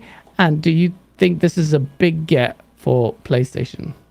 It's a massive get that is partly fueled by trust in Insomniac, because they've done a phenomenal job with Spider-Man. I love that Spider-Man game. And if you like Spider-Man movies, I tell you the Spider-Man game is the best of the Spider-Man movies. To me, like, it's that good for story. Wolverine, much as I think they've announced factual statement. Yeah, well, much as I think they've announced Wolverine way too early, I think it's part trust in Insomniac and part like, what the fuck did Square Enix do? Like, yeah. So, I mean, they got burnt on one, they've had success with another, and it's a massive get for PlayStation. It really is. Do Microsoft need to respond to it? I don't want Microsoft and Sony to chase the same audience all the time, but I would like to see them do something in this space, because there's so much potential, so much scope for superheroes. Like, Insomniac can't do them all, can they? So, well, it's not just Insomniac. I mean, what like people step back for a second. We've had one superhero game in the last 6 years at Spider-Man. The Batman Arkham Knight was 2015 summer. Like, there is no comic book games out there. And I think, I was talking to my buddy Shady, and he even said it to me. Like, we were talking about this in a party. He said, hey, man, I think it's because, Rocksteady did such a damn good job that, like, other developers like, well, how do we even make that? Like, how do we move from there? Right? Yeah. Like, and that's a great point of saying that. But to me, it's like you need to compete in it, because at this point right now, I'm telling you, right, I've said this in videos, I've said this in podcasts, this superhero thing that Sony is honestly cornering to themselves is a freaking problem. It's not becoming a problem, it is a problem now. Wolverine being announced, I don't care how far it is. Like, Xbox needs to do something. Indiana Jones is a step in the right direction. Get known IP, and then at the same time, because Xbox has an uphill battle to go. I said this earlier. They have not established IPs like a Sea of Thieves or anything like that. Like Sony established Horizon Zero Dawn. They established Ghost of Tsushima. New IPs that are gonna, when the sequels are announced, it's like, holy shit! Yeah. Like these are gonna be great. So they need to do not only get those new IPs done that they're going to own, but they also need to go out there and get these big name IPs for Marvel, DC, whoever it is, because you need to do that. You have to. Sony's doing it. Like, and I'm not saying it like copy them. No, I just want more games. Like, it's competition. Yeah. Competition fuels everything. I don't care. As a gamer, I want more. I'm a greedy bastard. Give me them. No, but it's yeah. Do you reckon it's a problem at all, though, that Microsoft put their games on Game Pass? Because the comic book industry has been stung by subscription services with their movies this year. No, because comic book industry has gone fully subscription. I read all my comics from subscription base. I have Marvel Unlimited, which after 3 months of it being released goes on their subscription. DC Universe does the same thing after 6 months, I believe now. Well, it used to be a year, but now it's 6 months, and they're changing slowly. And then Comixology, where I've subscribed to all three of these because I read that much, has their own little unlimited thing where a bunch of they have originals on there. So if anything, the paper, putting like things on print, was costing them money because they would be like with Diamond and all these other people, and they want to be more digital because not only can you distribute it more, but that's where the sales are. So comic books have seen digital turn, right? Yeah, like they've seen it become way more profitable. And so that's why I think they're like that subscription base. No, I don't think it turns them away. Like you're going to be like, as a person making something, let's say they get a game out. Let's say Xbox does get a whatever game, a superhero game. By the time it's done, where do you think Game Pass subscription wise is going to be? Like it's already at like almost 30 million right now. Like, can you imagine where it would be in 3 or 4 years if this games get we're looking at potentially like 60, 70 million, depending if they hit it, right? If they get these things down, like the comic book and all them, they're not going to give a shit. Hey man, money comes forward. Boom. Respect the source material. Boom. Oh, and we get all these people exposed to it. Done. I also think this problem with Xbox fans, like Jez Corden said, like his DMs are just jam packed with people saying, where's Xbox's superhero game? Like if you're in this moment right now, asking for Xbox to go and acquire a superhero franchise license and start building a game, like I really think you're not going to see this game for 8 years. And I really 8 years. I don't know, like at least 5 years, but it could be longer. I don't even know, like what, because it takes time. You got to wait for the studio to be done with what they're working on. Get the studio licensing acquired, and then start building the game for 5 years and make something incredible, because it takes 5 years to make an absolutely incredible game. At that point, were you just hoping they did a superhero game so that you could say, okay, now we have something that competes directly with something PlayStation is doing? I know that's not the whole entire situation that we're looking at, but this is a problem to be asking for. I disagree with that, Colt, because one, it takes... When a game is being in an infancy, when it's being brought up and being put together, like somebody like a Todd Howard, a Corey Barlog, that when they put it together, it's about like if you saw the Raising Kratos stuff and all the stuff a developer and the stuff I've seen through my experience, it's about 20 people on it. So you don't need the whole studio on it. It's about 20 people getting the mechanics down, getting what the game's going to be, the scope of the game, what's going to be important, what's going to be the tiers 1, 2, and 3. Tier 1 being this game needs to have this. Hang on, because like people are like 8 years, like you're looking at Hellblade and Perfect Dark and Fable are not coming out till 2023. And they've been talking about those games for a long time. If you think you're going to get Xbox to buy like, I don't know, like Aquaman and hope to get a game out by by the time Wolverine's out or the year after, I think it's going to take a lot longer than you think. Well, the difference is, Colt, is that Fable is being built by a team that was built from the ground up. Fable already exists. It's already existing IP. That's existing IP, but they're redoing the whole thing. And then the team behind it, which is Playground Games, is building that studio from the ground up since 2017. I'm saying if you're going to build a Marvel game, you need to take that game and give it to an already established studio you have through Bethesda, through your Xbox Game Studios, or maybe somebody you're going to buy in the future. So you have the talent there. They can hit the ground running.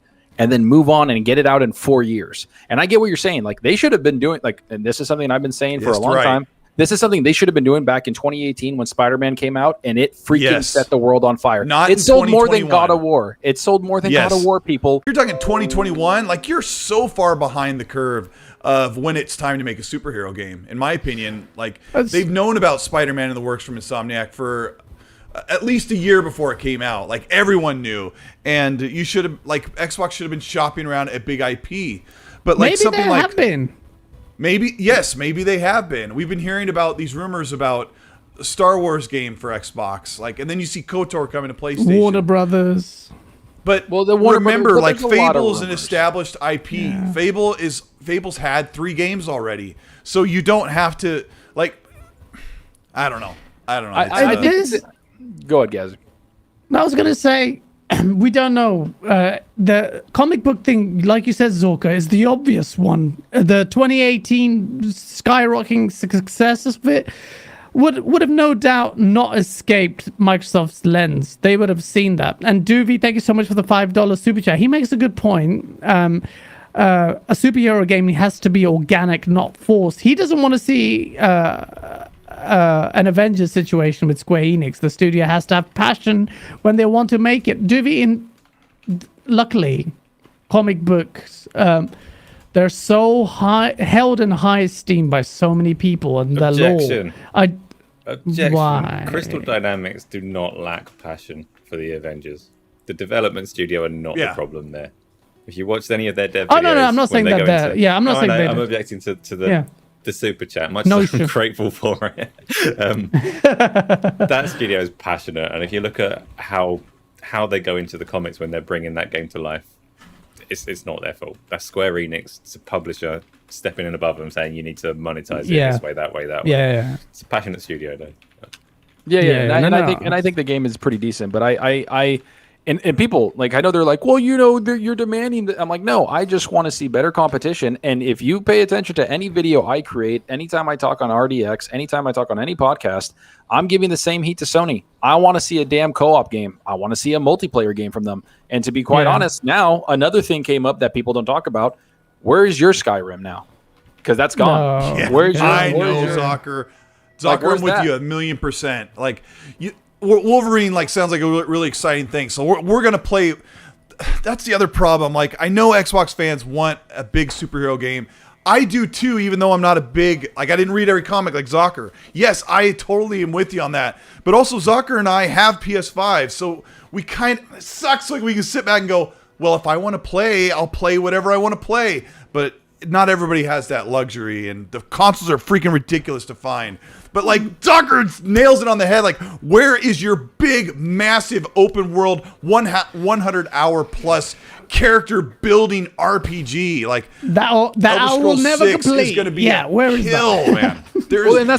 PlayStation has nothing like that in the works. Yeah. Starfield's going to change it. Starfield's going to change the whole dynamic. Like, I know it's because this got announced. I get it. Superheroes are big right now, obviously, but the Starfield thing. I think when Starfield comes out, and now after the leaks, when Redfall comes out, we're going to be like, "Yo, Sony, when are you going to make make when can I experience this?" Zocker? Where are their big multiplayer co-op? They never made one. I'm going to lead into that just before, because that's a very big part of what we're supposed to talk about. But very quickly, let me read the super chat. Dodge Knight, thank you for the £4.49 super chat. He goes, hi gang, I used to read a comic when younger called Razzle. It was great. Stand by. Zorka, do you know what Razzle is? Darj is a fraud because he got exposed yesterday in the DMs because he was saying, it's fine, superheroes, blah, blah, blah. And then Fonz outed him and it was like, isn't this you talking about how hyped you are for Spider-Man movie? And he got exposed hard. So I love Darj. He's the homie. He's a good guy. And Colt's dancing back and standing up because he has to. He does break his back defending Xbox. I know. And Fonz broke his back hard. He baned him. I wish I was there to witness that. Baned him. He baned him, right? He murdered him. And I get it, man. Like, trust me. And if you guys pay attention to anything we say, like, I am completely critical of Xbox. I'm completely critical of Sony. I'm critical of the things I want, but also if you've heard me talk, we've heard everybody here talk, we have passion for the things we love. And I love video games, and I want the best ones out there. But I've also loved comic books, and if I can get more comic book games out there, I'm gonna play them. Like I know people hate the Gotham Knight stuff. They're like, well, you're not Batman. I'm like sitting there going, but I'm gonna play as Robin. I'm gonna play as Red Hood. I'm gonna play as Batgirl. Like I'm all down, son. And they're just like, well, sounds I'm like, dude, like shit to me. Robin, Batgirl, and I'm like. But Nightwing, like you're not understanding. You're playing. Nightwing. Who the flip is Nightwing? No one gives a shit about Duck. Nightwing. When you play as them, you know what Dealer calls it? Dealer calls it Gotham Night Lights because they're like all the pretty neon colors. I'm sorry, but if you guys play the game, if it was any other skin, I'm joking. It'll be fun. No, I'm playing. Look at like what I'm saying is that it's gonna be completely different mechanics because every character fight is completely different. That looks really good. It looks that's what I'm excited about. That's I'm like when you play Batman Arkham City and you play as Robin, like he has a different way of fighting and what's her animations. Batgirl, Harley Quinn. Harley Quinn has different animations, so it like mixed it up. And Catwoman, like that was cool in the Batman Arkham series. I like playing villains. I like the idea of playing villains. I've always, like when it's Transformers, I always rooted for the Decepticons because they're just so much cooler. They look so cool, man. Autobots. Transform and roll out. Because I'm short. Oh my god. Such a bastard. I don't know. I did not deserve that. Gaz is Bumblebee. I'm not Bumblebee. I was probably Starscream the way I get treated by No, you were definitely one of those little guys that didn't know how to read in the movies. Like, you know what I'm talking about? Like the ones that you put in the lunchbox. Now, Gaz is like the Dino. Yeah, the Dinobots. Dinobots. The poorer Transformers. Seafood Poetic has a good shout. Thank you so much for the $2 super chat. He goes, a mature Titans would be insane, like the HBO show. I really like the HBO show, minus some cheesy bits. Watch both seasons. Are you a fan of that, Zorka? Titans needs to be a little better. It needs to be better. Not too much like talking and serious. Yeah, and like, all right, man, can we get some comic book shit? So I heard the third season is a little better, but Doom Patrol is amazing, and the Titans needs to be a little better as a Titans comic reader. Yeah. Hoggy Channy, thanks so much for the $5 super chat. He goes, there are 2 games Warner Brothers releasing, Gotham Knights and Suicide Squad. Xbox could just pay for exclusivity for one of them. No, please don't do that, Xbox. That's just cheap. I don't like timed exclusivity. It's just... invest in it yourself from day one. I don't know. Can I say something about that? Like, yeah, I'm with you on that lately. Yeah. Like from both sides, I can see it. Like, you look at Stalker 2, it looks incredible, and it launches on Xbox, and then it just turns over and goes to PlayStation.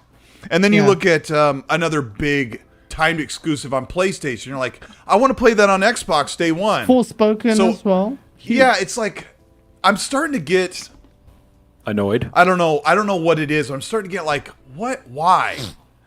And you know, I was talking to Rand about it, and he goes, I said, so is KOTOR coming to Xbox? He goes, yeah, probably a year after it comes out. And he's like, but no one will care. And I'm like, that's pretty true, isn't it? When you think about a big game that comes out on like Rise of the Tomb Raider came out on Xbox One first, and then a year later it came to PlayStation, and some people are like, "Yeah, we're already, there's already new games that came out all year. There's already Uncharted. Why do we have to waste for? Yeah, that's what they were saying. I feel like if you're 100% hyped about a game that's timed exclusive, by the time it comes to the other platform, the hype comes from 100 down to like 25. It doesn't have like it really goes down because people are like, not only did someone play it on the other platform, but we're over it now. There's new games out. We're looking at this new game. The only benefit I see it to gamers is what the Rise of the Tomb Raider developer said is that Xbox legitimately funded like almost that entire thing. Like they said that the game would not exist without Xbox. So like if you're gonna concentrate on the Xbox platform because they invested and they're like, hey, here you go, here's the tools, and so you're gonna put all your like eggs in that basket, and when you get a little more money from the game selling, you start pouring it into PlayStation. I get that. Yeah. Like, I get that. If the game was not going to be made and a publisher helps you, 100% agree. Timed exclusivity, fine. That's all good and done. But if you're just money hatting things to make it timed exclusive, I don't like that. That doesn't seem very organic So I don't think like that. That's kind of agree. That's the weird thing. So other than that, like I don't care about that. Like I don't want you to like if the game is already announced for PS5 and Xbox, and then Xbox goes like, well, we'll just pay you this to keep it here. Like the most egregious thing I've seen, and this is why Sony pisses me off, isn't Titanfall. It's Destiny. Destiny keeping strikes off of things for a year, 2 years, all this other stuff. It's like, dude, seriously, go F yourself. Like that's so annoying. Like that's the dumbest thing I've ever seen. That one was so stupid. That's just so stupid. Destiny and Call of Duty does similar things, and timed exclusives like that are kind of gross. But at the same time, if you're Sony and you see Microsoft hoovering up ZeniMax, you're going to compete however you can, right? Like shit as it is for us as gamers, it's going to carry on. Yeah. And the Spider-Man thing, and the Spider-Man thing in the Avengers, like it's a year later and we still haven't gotten that, and it's like, well, you can only play a Spider-Man on the PlayStation 5. It's like, really? Well, you're only getting double metal fingers from me because you're a jackass. Like that's like that irritates. It's kind of a double-edged sword. Like one side of the sword, they're just trying to fill in the gaps for their customers. Like if you're Sony, you're trying to make sure that your customers have enough content on their platform, so they money hat and they buy something to get it early, and Xbox doing the same thing. And then the other side of the sword is you can only play that here, so you're kind of serving those two things. And so like when Asa says it's kind of gross, I totally get it, even when Xbox does it. Like, so reportedly Kena Bridge of Spirits and Stalker 2 are like 3-month timed exclusives according to what we're hearing. And 3 months, like, why not just I almost like, why don't you just buy the game and keep it exclusive? That's kind of like the way I'm getting lately. Yeah, I'm getting jaded with timed exclusives as well. I never really liked them anyway. When Titanfall, that was really bad in my opinion. When Microsoft did it with the EA behind closed doors, even Respawn didn't know. And I think it hurt it hurt the IP. Actually, Titanfall 1 performed better than Titanfall 2, even though that was available on PlayStation. But it neaded a campaign. No, it didn't. You guys are idiots. It didn't. It was a great campaign, by the way. Like I played it. It was a great campaign. But and I'm talking like I just don't like time exclusive as a consumer. I have everything. I have a 3090. I have PC. I have a freaking PS5, Xbox Series. I have everything. I'm not missing out on anything in gaming. Sorry, I don't want to miss out on anything. So he does not care about you. If you don't have a 3090 or couldn't get your hands on a PS5, he's sticking 2 middle fingers up. He knows not I am, especially if you don't know how to play Apex Legends like Gaz. Like when I played with him, talk about carrying him. Don't talk about carrying him. Lies, secrets and lies. Hey, before we jump off of the exclusive like superhero IP thing, my good friend Underachiever tweeted out today. He had a really good idea, and I know we were trying to like think of all these different IPs, but I think his was the best. He said he would love for like Ninja Theory to make a totally mature, like cinematic looking 4-player co-op Teenage Mutant Ninja Turtles game that was actually gritty and not arcade retro, not cartoon, but like Ninja Turtles as they're supposed to be from like the comic, like something like a mix between like the movies, like something that looks realistic. Gaz, I know you've never read a comic book for the Eastwood's comics from Zocker. Is this on point? This his idea? Yeah, there's two franchises I want to see, and one game developer talked about it. What Underachiever said was like Ninja Turtle 4-player co-op. Like their stuff, man. Sorry, Shredder's mature in the comics. The Foot are mature. Like they're killing people. They're corrupting things. It's like they time travel. They go to space. They do a lot of crazy shit in Ninja Turtles. The other one is what is a game developer. Like no, like this, like going to space. No, I'm just saying, man. They do that in the Fast and Furious movie. Like what I'm saying. The other one to me, I think would be awesome. The other one I think to me would be awesome is Power Rangers. A game developer talked about the Power Rangers. Hey, man. Hey, dude. You can say what you want, but they'll be sick. No, but Zocker, you get me on like have lost me on you get me on like a Power like a stylized, semi photorealistic like Ninja Turtle game, like these buff Ninja Turtles, and they don't look like you don't get this crap. I'm sick of this retro pixel art gaming stuff. Hey, man. I'm sick of it. No, retro pixel art. I'll pick that over bloody buff Teenage Mutant Ninja Turtles I will put you in a headlock, and I will put you in a headlock and hold you into some biryani on this one. He's got my Power Rangers on there. It just looks stupid. What is that? Was that Zucker blue gets to be the thing? pink one. I'm down with that. I'll wear it. I'll rock that shit out. What is this? This looks cool. Of course you'd say that. Now, I was in high school when Power Rangers came out. I remember I went to a girl's house and her little brother was watching Power Rangers every day after school. I'm like, what is this? Because, you know, I was old enough to where I was like, this looks so lame. They're like in some warehouse with cardboard cutouts of buildings and, oh, yeah. I actually loved Power Rangers when I was younger. I love Power Rangers. Yeah, I'm too old. I'm way too old. Look at that. Go, Goldar. Power Rangers. Come on, bro. What is that? Oh, it's a fighting game. Ivan I used to love it. Get I your used to have heads the out of Power your Rangers. ass. I almost got beaten up in school because I had a Power Rangers pencil case. That's You still why do? I have. I wish I did. But yeah, Chun-Li Yeah, it was a clone. That's the Chun-Li way. clone. I was like a mix of a jock and a geek, completely more geek though. And then like anybody that saw me do stuff, they'd be like, "You're dumb." I'll be like, "All right, well, why don't you swing at me?" And they never did. I was the because they same. knew. I was a bit of a mix. I was pretty bad in school. Well, I got suspended. But we won't talk about that. So Moving on. Games Lord. The Games Lord, thanks for the HRK 10. Game Pass purpose is to kill. PS Happy Gamers is just nice bonus. There's no space between those words. Apologies, I've had trouble deciphering that. Alvin, thank you so much for the $5 super chat. He goes, Spider-Man 2 will be surrounded by Fable, Perfect Dark, Avowed, Contraband, etc. in 2023. It's Xbox isn't the one that should be worried, in my opinion. No, they shouldn't. They're not worried. I'm not saying that. And that's They're the thing. not. People think that it's like, oh, it's done. Xbox. No, that's not what I'm saying. No, I'm just no, saying no. they need to hit certain genres. Like Sony needs to hit certain genres that they don't have. But you know what? Spider-Man 2 is going to sell big because not only is it Spider-Man, and then you saw Miles Morales in there. So is it co-op or what are they hinting at there? Yeah. But to me, Yeah, if it's co-op, then that's a genre they're hitting. It's not just a superhero. I game, can it's a actually co-op see game. Insomniac doing a character switch, not a co-op online thing. Yeah. That Where would- you hit a be button kinda and you cool. switch. That would be Which kind of would be cool, cool. but But you know what, the one Zucker? thing was Venom. Sorry, dude, Venom. Oh, yeah. Yeah. Dude. Well, Venom. You know what the games so media is sick. saying, Venom's though, sick. Zucker? What do they say? What? The games media is actually on your side and my side on this.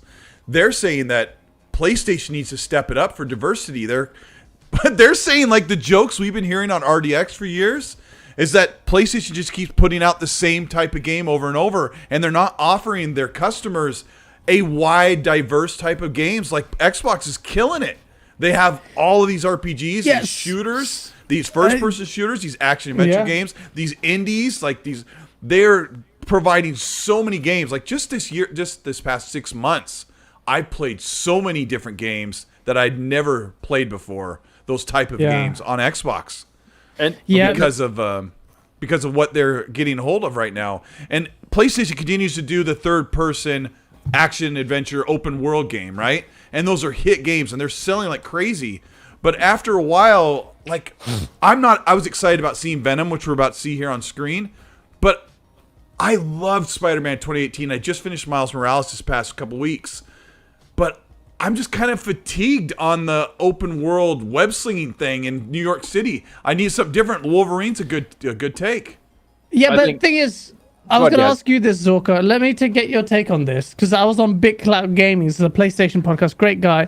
We're really going at it with the whole Xbox versus PlayStation thing, just for fun. But when you look at PlayStation's IPs, Colt, you're right. Think about it. Look, what are the big games they have? We did this yesterday. So they have God of War, third person, sequel to a game. They've got Horizon, third person open world sequel to a game. They've got Spider-Man 2, third person another game. Then they've got Wolverine, which is going to be a third person game. That's their big game. And then Gran Turismo, all third person over the shoulder game formats. What's this? Where's the variety? Look at Xbox. They have a lot of RPGs. At least they switch perspective. Oh yeah, you got Starfield. Yeah, you've got Elder Scrolls. Yeah, you got Avowed. They got Fable. There are 4 big name RPGs. But then you've also got Hellblade. You've also got Perfect Dark. You've also got, even in the racer genre, you've got two. One is an arcade racer. You got Halo. One's a thingy racer. You got Halo. You got Halo, which is a first person. You got people. You got Halo. You got Redfall. Listen, and I get Contraband. I get what you're saying. There's so much experience. But then you got Sea of Thieves, which is an open world game, right? Like an open world online game. You got now you got to throw these. I'm talking about future ones, yeah. Well, future ones too. You got online studios like they do with Bethesda now with Elder Scrolls Online, Fallout 76, and they're making other games. They're making a big AAA online game. Is that going to be exclusive? I don't know. But you look. I understand the diversity, and this is why I want Xbox, to be quite honest, to make a superhero game and make it third person, because they hit so many genres with that. One, the superhero; two, the action adventure, and then third person game that they are sorely missing. They are. I don't care what anybody says. They are. 100%. They are sorely missing that. And I'm not the one that always wants single player. I don't care. I just want a good damn game. I just want a good game. Yeah. That's what I want. That's my number one thing. Like Doom Eternal was my game of the year next to Phoenix. Because I love it. But like again, completely like Doom Eternal, like I've beaten it twice. Like it's just such a great game. But again, it's because the gameplay was so great. It was amazing. The moment to moments were just like overflowing of joy. So that's what I want. Like I don't care if it's third person strategy games, right? They even have like the Age of Empires coming out. They had people sleep on this game. Gears Tactics is one of the best tactics games I've played in years. And that's, again, an Xbox exclusive, yet people don't talk about the complete diversity. And that's something that... Microsoft Flight Sim. You've got so much on Xbox. Psychonauts. Like, that's a multiplayer, but there's still, man. No, it's a first-party game, and it's a good showing for Xbox. Studio. This is something that I think it was Aaron Greenberg. It's a big problem. I don't know if it was Aaron Greenberg or Larry Herb talked about on RDX. He said, no matter what, if you look at our games, we have the most diverse lineup in anywhere. Fact. And it is fact, and it is by miles. You get different experience. I don't want the same damn experience all the time. I didn't play a third person game for 7 months because I did Watch Dogs, I did Assassin's Creed, I did Phoenix, I did Spider-Man. I did all these games during the holiday season that were third person. I was like, I am done. I don't want another over the shoulder. I started playing all these other like strategy games, indie games, a couple other first person shooter games, Doom, and then I was just having a lot of fun with them. Rocket League, obviously. I was there with you when you were doing that. Yeah. When I played, I got my PS4 in like 2018 because of Spider-Man and God of War coming out. And I felt like when I played Days Gone, Spider-Man, God of War, Uncharted 4, and The Last of Us, and The Last of Us 2. Oh my gosh. Like, I felt like those games were I felt like the developers said, okay, here's the structure that we used. Now build your game off it. I really felt like I liked all those games, so I'm not making fun of them. Like, Days Gone is really underrated. Zocker will disagree with me. But Days Gone feels like they took...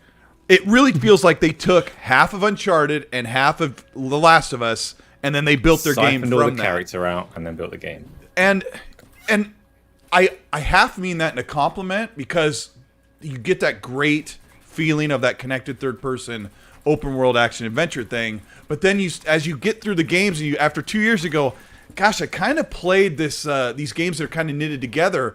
But that's also a good thing.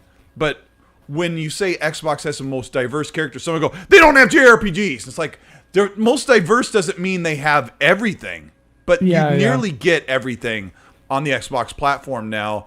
And what Sony first party is making JRPGs, because a lot of those JRPGs are actually third party developers making them, and they just only do it for PlayStation because that's what they know. And that's why Phil Spencer has been flying multiple times a year to Japan to lock these relationships down, because it's like we said at the beginning of this show, relationships are key.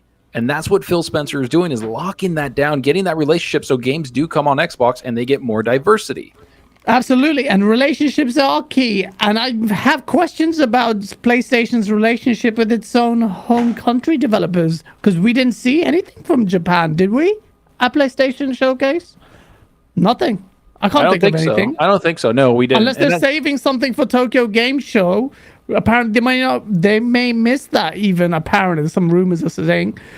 What's happened to PlayStation Japan? What's well, not PlayStation Japan, but we know what's happened to them. But there's no diversity. Like it was starting to become a meme last gen. Now it's gone meta. Like there's This is why. This is That's a lot of what they showed on Thursday, right, Gaz? Like, you saw a lot of third-person action-adventure games, other than Ghostwire Tokyo. Like, there weren't a lot of first-person games, and this is the first part. I feel like PlayStation fans, like Face23 just said, you know, it took one superhero game for Xbox guys to stand up and go, where's our superhero game? And the funny thing about that was PlayStation only had one. They had Spider-Man, a huge one. And then they turned around and dumped Wolverine on top of that. So now Xbox guys are like, where's a superhero game? But PlayStation fans are afraid to say, where is our great first-person shooter multiplayer game, or co-op game, multiplayer, like killer? Like, we loved SOCOM, we loved Killzone, we loved Resistance. Like, we still love those franchises. Where are they? And I feel like their voice on the PlayStation side has killed off those franchises. I agree with you. I think SOCOM I think they were trying to. I know SOCOM. I hear people have said that it's coming. If it comes, I hope it's great. Honestly, I'll play it. But I don't think that they should make a SOCOM game anymore, because I'm sorry, I already have one in Wildlands, I already have one in Ghost Recon, and I already have one in The Division that I play with my friends. So what are you going to do militaristically, like a militarized shooter that's going to be different from this? Because I've already seen such massive games that you're not competing with Division 2, man. Sorry, you're not. That's a massive open world, and it's online. And I got to say that a lot of these games that people are talking about diversity, but a lot of like the stuff like Gran Turismo, is not the name it used to be. Gran Turismo was the standard in racers, and it is not even close to being the standard. I don't care what anyone says, and the hype around Gran Turismo is not there. The millions of views of Spider-Man, the millions of views that God of War got were in the 5, 6, 7, 8 million views. Gran Turismo got 1 million views. And that was out there, and I was like, wow, that far. And so, as you know, like a saucy little Xbot, I went and looked at what Forza Horizon 5 got, and it has almost 8 million views. Ooh, their trailer, their official announcement. So we already know where the gaming genre lives. It is Xbox. Yeah. Or I'm sorry, where the gaming racing genre lives. It is Xbox. Oh, facts. I went on this on Big Cloud so hard yesterday. I might actually take a little clip of that. A shout out to him. Face23BKNY, thank you so much for the generous super chat. $20. He says, it took one PlayStation show for Xbox fans to call out Xbox for not having at least one superhero game. And it goes both ways. Xbox first parties mostly first-person games? Nope. Is that no? As someone who's made Zucker laugh, right? As someone who's made probably about 8 like comprehensive Xbox Game Studios future like projects videos, where I've dove into every studio, gone around the ring about what they're working on. About half of the games are not first-person games, and it's this thing I see all the time. I'll even show all the games on screen, and everyone just clocks it's all first-person games. It's absolutely not. About half of the games are third-person. I was actually looking, when he wrote that, I was actually looking for my graphic that has all the studios on it, and I could have gone around and explained all of them, but as you do that, try and bring that up as I round up to Asa, because Asa, what's your take on that? I've been spitting out fire on this whole diversity thing in PlayStation, and David Jaffe came out and said the same thing. He was really... What's your take on it, man? It's too much third-person shit. A lot of people get very caught up on the camera perspective, and they say there's too much third-person stuff, or Xbox is mostly first and third. There's not that many camera perspectives, right? It's not the camera perspective that is the only thing that makes these PlayStation games. But in common, like, you can hide in the grass and you can assassinate them in almost every PlayStation game, apart from my favorite one, Spider-Man and God of War. They don't hide in the grass because they're too cool. All right, stealth sucks. Stealth sucks. But I mean, yes, Sony definitely have less diversity than Xbox. Even when Xbox didn't have studios, they were already pushing in a different direction with what they did do. They've always like shot for a different approach to Sony. But if you're Sony and you've got a finite budget that you're spending on games, Sony's strategy is still very different to Microsoft's. Microsoft's is Game Pass, and they need content for it, and getting content for Game Pass is very expensive, so they're going to make their own, and they're going to make a whole load of different stuff, and they're going to appeal to as many people as possible. Sony's strategy, like, there's not many people that are willing to take these massive risks on these tentpole games that Sony are going for, and you only need to listen to the different publishers to understand. Big budget games like that are high risk, and Sony are good at it. and they're doing them to bring people into their ecosystem, and they're letting the third party fill in the gaps. They're going to need to pay attention. Like if it becomes a narrative that spreads across the internet and people start thinking of Sony as like a one-trick pony, it's a phrase. I'm not saying pony like a Sony thing. You know, I don't use that word. But if they're a one-trick pony. Shade. Oh, sauce. Asa sauce. I got the number for you. There are, well, I can't, let's see. Yeah, it's about half because I counted 17 projects that the 23 studios are working on that are not first person, but multiple 17. studios have 17 projects that are not first person shooters. That's a lot. So I mean, we can roll them out. We know. But there's there's probably, I don't know how many games are in the works right now, but I counted 17 that are third person. And how many Sony studios are making? How many Sony studios are making a first person shooter? Well, I mean, Sony Studios is really only about 10 or 11 studios right now, and almost all of them are making the ones that we know games. of. There's no first person. I know. There's no first person. Oh, there's no. They have 15 studios, I think, right now, or maybe 16 now. With I mean, they're bringing in Spitfire and so they've got. Is it 15 now? Yeah. Can I just say really quick? Hold on. Can I say real quick right now? We got over 300 people watching, and I want that like button to be utterly massaged right now. Get in there, hit it. Let's see it. I'm gonna sit here and watch that. Oh my god, you weirdo! No, I was literally about to say as you did. Thank you, Suzuka, for reminding me. I swear one disappeared and became a dislike, but thanks for that. Oh, Blue Boy Voss, I missed out your super chat. I'm really sorry. He goes, and very good point. Thank you so much for the £5 super chat. He goes, timed exclusives don't make me buy another platform. Good. I just feel like a second-class citizen. Then I'm supposed to pay full price for a 1-year-old game? Facts. That's why. When Tomb Raider happened on as an exclusive last gen, there was a lot understandable resentment against the platform, but against the game. Obviously Xbox. What are you talking against about? Xbox for sure. The developer, against Xbox, are you coming to PlayStation? When is it coming to PlayStation? Like every interview, it was like, whoa. And then now with KOTOR, where's those questions? Where's the media asking the same questions? There's two different scenarios though. There's a scenario where you get timed exclusivity because like something good has happened and they're bringing content to players, and you've got timed exclusivity where they're effectively denying content to another set of players, and that's the whole strategy. And we don't always know from the outside which one it is, regardless of what they say and how they present it through PR. It's hard to recognize the difference, but you know, like some of them are really obvious, like the Destiny one that Zorka was saying earlier, like piss off. Trash. Yeah, it's true. You're right.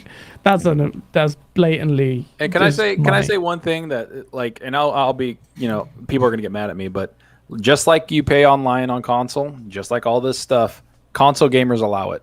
So if you don't want time exclusive, if you don't want something, if you don't want to pay for online, you better fucking pay. You better show them with your wallet, and that's the number one thing because you don't see that shit on PC.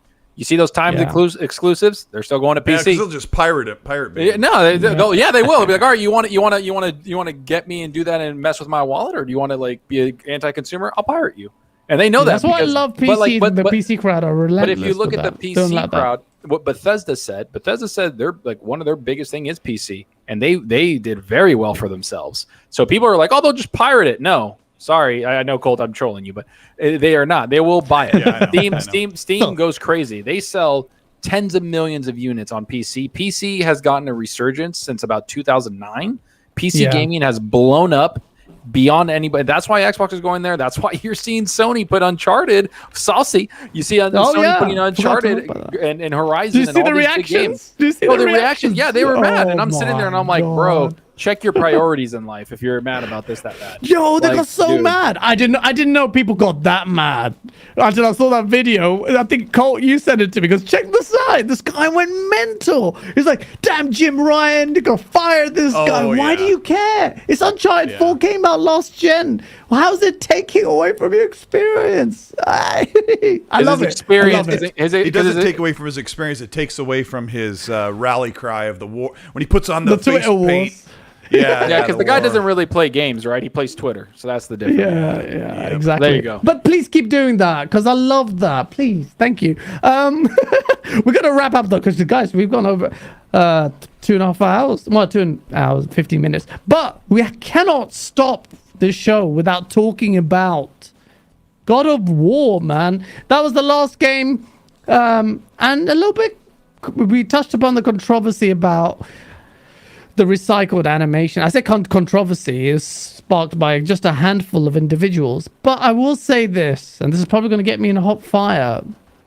It looks like, to me, I love by the way, the game looks amazing. But it looks like PlayStation is relying on building these game engines and churning out these kind of very close sequels. When I say close sequels, like Destiny 2 is to Destiny 1, like Miles Morales was for Spider-Man.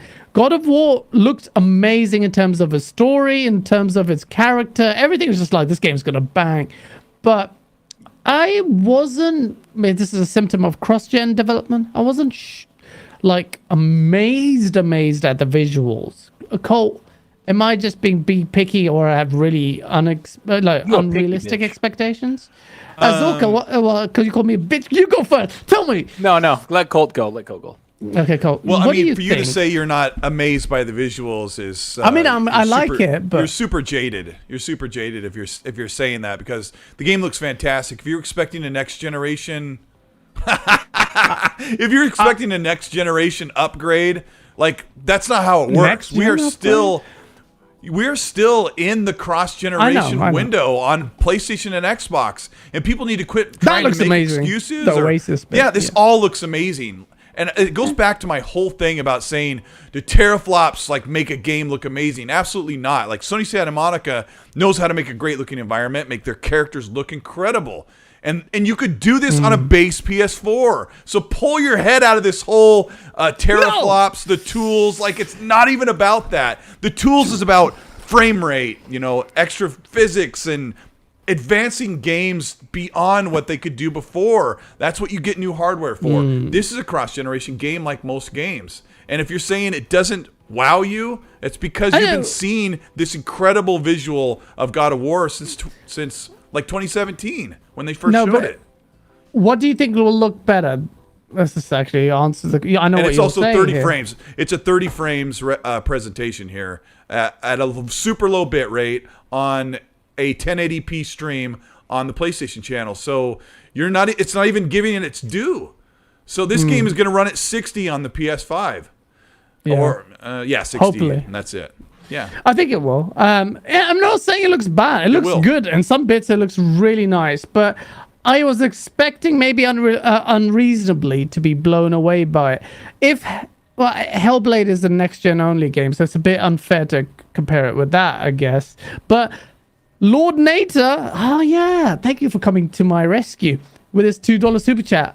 PlayStation 4 is holding it back.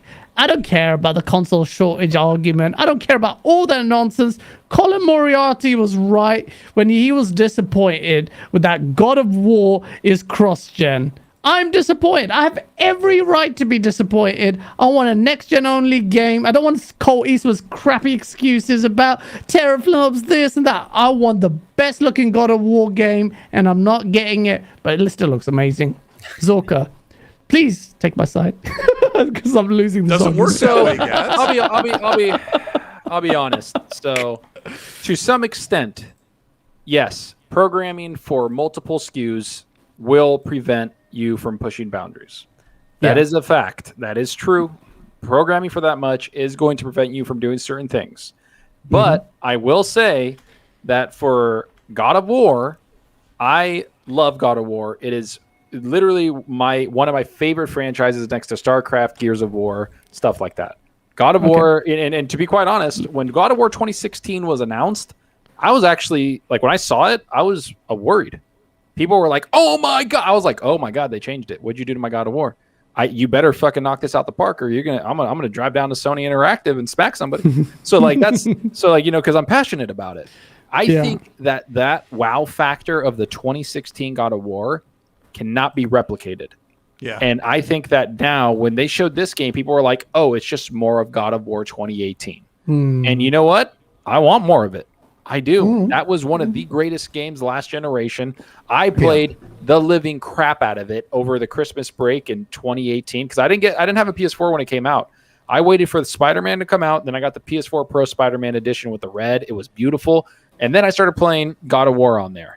So I played it for like 2 weeks straight. I think I put like 50 hours into it, and then 100 hours into Crackdown. But I'm just saying, like, but I'm just saying, I'm just saying, I love you, shade. I love you. Oh, I love it. But like that's so awesome. The point. Like the point of what I'm saying is that I really am looking forward to this 2018. And what some people are not listening to is Herman Hurst, whatever his name is. Sorry, Herman said that this is the finale to God of War in Norse mythology. It's Ragnarok. People's the end of the world. He said that in the after show. He said this is the finale to the thing. Damn. And the other thing people are not paying attention to is that Cory Barlog has nothing to do with this game. He's not the game director. It's some other guy, and Corey's working on something else because he said, I'm basically creatively like exhausted from God of War. I need to do something else, right? Creative. Respect him. And it's respect, man. Hey, for you to know to step away and put your ego aside and on your baby and give it to someone else, awesome. But I see the comparisons. I see people saying you're using the same assets, blah blah. I don't care, people. I don't care. Yeah, I don't care. I'm playing the shit out of this game. I can't wait for this. Enjoy it. I can't wait. Yeah, because this is one of those games. There's no date. Where's the release date? You know what the funny thing is? I said this in my pre-show to the show, my video. I said if they don't show gameplay to this is a 2023 game. That's what I said. Oh, yeah. If they show a good amount of gameplay, because that's what Sony does. They show gameplay, pretty early. If they don't show gameplay, and then they show gameplay now, and they showed a lot of environments, this is a late 2023 game. If not early 2024, I wouldn't be surprised. But I think it'll come out next year, hopefully. I'm hoping, kind of crossing my fingers. But I'm really, really looking forward to this game because God of War is so amazing. Horizon coming out in the spring, and then Gran Turismo in the spring, also like early summer. Wow, they could actually pace it, yeah. And then they got God of War coming towards the end of the year, and then Ghostwire Tokyo coming around the same time. So they got Zucker. Why does Xbox sit on their gameplay for an eternity? Like that really bothers Xbox fans. We hear it all the time. Like, why aren't you showing, like, PlayStation and Ubisoft and Square Enix? They all show their gameplay months and months and months before release. Because it's like, so the thing that I've noticed is that Sony's games are half a game, right? Because they don't have any multiplayer. I'm joking, people. Come on, there is a big thing about that. I was like holding my breath for a minute. Zucker better smooth this out. I'm joking because me and Gaz got into it with a bunch of people because people were hating on Battlefield because it didn't have single player, and we were like, I'm loving this game. I'm loving Battlefield, blah blah blah. And so we're like, I guess if a game only has single player, it's half a game. We're trolling. Yeah. People. Listen, I know they make complete. Somebody's gonna clip that, Zucker, and then I know somebody's gonna clip it. I hope they do. I don't care. People. If you use the single player argument all the time, who so conceited? What about multiplayer only games don't get passed, even though they were traditionally multiplayer only? Battlefield, it doesn't have single player. Keep the same energy. Buy Colt's t-shirt. Yeah, I think it's more that they concentrate on one aspect, which is single player. So they get to focus all on that, while a lot of Xbox games that are coming out have a lot of co-op. They have a lot of, they have like Halo is like legitimately 2 games. It's the single player game, no co-op, bastards. Single player game, and then the multiplayer game, right? It's 2 babies. Gears of War, single player, multiplayer, horde mode, right? Like there's a lot of stuff. There's a lot of content there that keeps you there. And Sony is, again, very single player driven, very story driven, and a lot of the gameplay, when you look at it, like there's some awesome combat mechanics, but it's basically one combat and then a bunch of walking. Like they'll show you walking in the trees or walking with a crowd, and that's something that's really cool. But like I'm done with that. Yeah, I couldn't stand some of that Miles Morales where you walked around the apartment and walked around, like they did that. I don't know why. I don't know. They did it in Gears 5 too. I don't like that stuff. Like just takes. So that's why. That's what I'm saying. That's why I think, that's why there's no gameplay shown. But you know what? At the end of the day, That's after me damage controlling as an Xbot. Show your damn gameplay. Show your game. Yeah. Because you know who does that? And I think it's going to change. And this is something I talked about during E3, and E3 did change it. Bethesda is going to, I think, infect Xbox a little bit. I think they're going to tell Xbox, you need to show your game.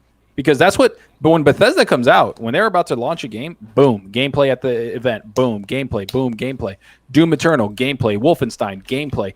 All these things are going to get gameplay. Redfall's going to get gameplay, people. Don't you worry.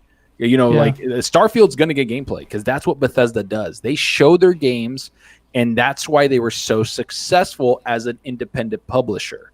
And now that they're with Xbox, I hope they show that. They say, hey, you should really think about, like, maybe don't announce your game so early. Maybe announce it a little later and then show gameplay so people get hyped. Show a cinematic to announce it and then show gameplay right after it. That's what I think they need to do because Xbox does that. But I also feel, I mean, sorry, Sony does that. But I also feel, I've said this to people, I also feel that if you're about to show off a new IP, don't show a cinematic trailer. Like don't give us a CG trailer. Yeah, Redfall, exactly. If you're going to show a new IP, always show the gameplay first, because that's one thing that Sony's strategy paid off. They did it with Horizon. They didn't show little CGI. They showed gameplay of the dinosaurs. They did it with Ghost of Tsushima. They showed some stuff and then gameplay. Once it's a new IP, they did that. But if it's a established IP like Spider-Man, Wolverine is established. No matter what anybody says, it's an established IP. They showed CG trailers. Yeah. Yeah. They didn't need to show gameplay for Wolverine. You're right. That's good. Good point. Good observation. Yes, sir. I've been sitting here this whole time. I've been watching the God of War trailer, and it's like proper fidelity, like 4K. Not as good as I. Why didn't you put it on the screen so everybody else can watch it? I did. He did. For a bit. He did. I'm a loser. I just didn't pay attention. I'm a fraud. Right? And guys, you're wrong. This game, there aren't games that look better than this around. Is it? Okay, maybe I haven't seen it in 4K. With a more critical eye. Normally, when I'm like playing a game, if there's any kind of visual defect, like the shadows are flickery or something's like untextured or something like that, it jumps out. This is a trailer, so it's cheating. It's obviously heavily curated. Yeah. But to watch this trailer and say you don't think it looks like that impressive, no, this is freaking impressive. Yeah, that's a massive disclaimer. I did think it was really good. I don't know what some of my expectations may have been unreasonable. I haven't seen it in 4K though, and I know what you're getting. That's what I was trying to say, guys. Like you're expecting like a huge jump from what you played in 2018, but that's not what this game is. They've expanded it. This is a DLC that got too ambitious to make as a DLC. Exactly what happened to Miles Morales. I'm not saying that. No, Ragnarok stop. DLC. That's what they. Wait, that's exactly what Sony Santa Monica said. They said it that this was too ambitious to make DLC, so they expanded it and created a whole standalone. This one is longer than God of War 2018. So this is exactly what they did with Halo ODST, Uncharted Lost Legacy, I think. But I know Miles Morales was another one that was supposed to be DLC. They expanded it. It's just too ambitious. They could make it a whole standalone thing. And that's not even they're like, laugh out loud, Colt. This isn't even an insult. This is what they did. They decided it was too big to do a DLC. They made a standalone thing. And obviously it's the whole thing where you take the foundation of the last game and you build a sequel. You see it all the time. Do you think they took Gears 5 and said, "Oh, let's start from the ground up. We're making a sequel." No, they took almost everything from Gears 4 and they made Gears 5. This is how it works. And this is why that guy was called out on Twitter, because it's not how you do things. You don't start. Confirmed. This isn't like a reboot. $40 game DLC confirmed. Sorry, $50. Got that $10 tax. Yeah, Fawn said there were articles written where Corey Barlock said exactly what Colt just said. It's not a hot take. It's exactly what's going on. And this game is supposed to be 30 hours, and I think God of War 2018 was 25 or something. Yeah. Colt's internet never agrees with him when he's on our show. I know. I don't know why. It's so horrible. It was DLC that got too ambitious. I mean, I was trying to make that point earlier. But before I go into that, Asa, what were you saying about that? Sorry, you got cut off. You were talking about normally. I was just going to say, you know that typically I agree that a cross-gen game cannot be as ambitious as a next-gen only game. Like there are things that you'd be able to do if it was next-gen only. Yeah. And God of War obviously can't do them. Like it is limited in scope in that sense, but it looks incredible. Yeah, The characters I'll check it out. I'll check. They have a slightly I mean, the inhuman combat quality, looks but they're not insane. humans, right? So it's Yeah. I mean, it looks insane. I think it looks insane. I think it's. I think it looks great generally. Some bits maybe but I'm not following the whole animation gate. I made that up thing. But yeah, I'm such a genius. Animation gate. That's a joke from Parks and Recs. But yeah, no, Colt. Cancel Colt. No, you're right. Look, guys, everyone in chat. You had two. I know these guys, so I know it's not what a lot of people say it is. Xbox guys talking about PlayStation, they're gonna hate. But you've had some reasonable discussion there. There's some of the Twitter personalities, like the ones you mentioned earlier, Colt. No chance of any proper discourse. I love our community. Everyone in the comment, apart from the guy who said, I heard PlayStation guys like to eat poop. That was weird, but funny. No shade to you. I made me laugh inside. But shout out to both of you, because that was really just mature, objective, and proper chat. Despite the fact that people like to throw labels at Xbox only guys. And I'd like to see more PlayStation guys do it. BitCloud and Blaze, they were really great. I mean, like, you guys are a perfect example of like a bias to where when I said the thing about what Corey Barlog said, like everyone's immediate reaction was Colt's taking a shot at PlayStation. Because like everyone assumes that if I'm going to say something about PlayStation, I'm hating on it. Look at my internet. How do you play online games with that? But yeah. No, but they didn't. And so I know Colt. I know Zorka. Oh my God. We argue all the time. But this is what... at least you've seen it. You see it all the time. Like, head and shoulders above a lot of other people call you guys out. Or call us, all of us out. I had a great time, both of you. This show has gone on to probably record time. Zorka, you need to come on cam next time, man. I will, dude. Don't worry. I'm gonna get it once I'm done moving and all that. I'll have everything going, and I feel bad because I want to be on Colts also. But I'm gonna once I'm done moving, man. You know how moving is, you guys. It's just you and XNC would be great, man. XNC is a lot of fun. But yeah, so it's outro time. You know how it goes. I learned from you guys on RDX, so you guys got the black belt. Tell people, like Dealer says, where they can find you. What have you been playing? What's your OnlyFans? OnlyFans is Zalker Toes 87. So you go there and see the. You guys can find me on Twitter at Zalker87, YouTube Zalker87. Yeah, I appreciate it, Gaz, Asa. You guys are just great to be around, and obviously we went way over, I guess, the normal time because that's what you do when you have a good time. You have a good time with somebody. Man. You don't really look at the time. You just talk games, and everybody in chat has been amazing. The chat really fired up the conversation. Honestly, I was feeding off of them a lot too, so I appreciate you guys a lot. And what I've been playing is. I beat Artful Escape, so I'm 100% Jimi Hendrix now, according to Colt, because I'm a musician. It's a great game. Look at Colt's like, you shut up. So yeah, it was okay. I've been playing a lot of Aliens Fireteam with Shady.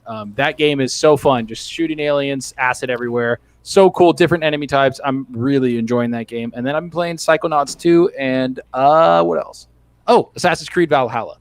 So those are the games I've been really jumping into and having a good time with. And thanks again, guys. And I'm going to be on cam next time. I promise. I'm going to make sure that everything's all set up, and so we can have just a blast again. Because I'm always down to do this show. Because man, Gaz, you're my boy.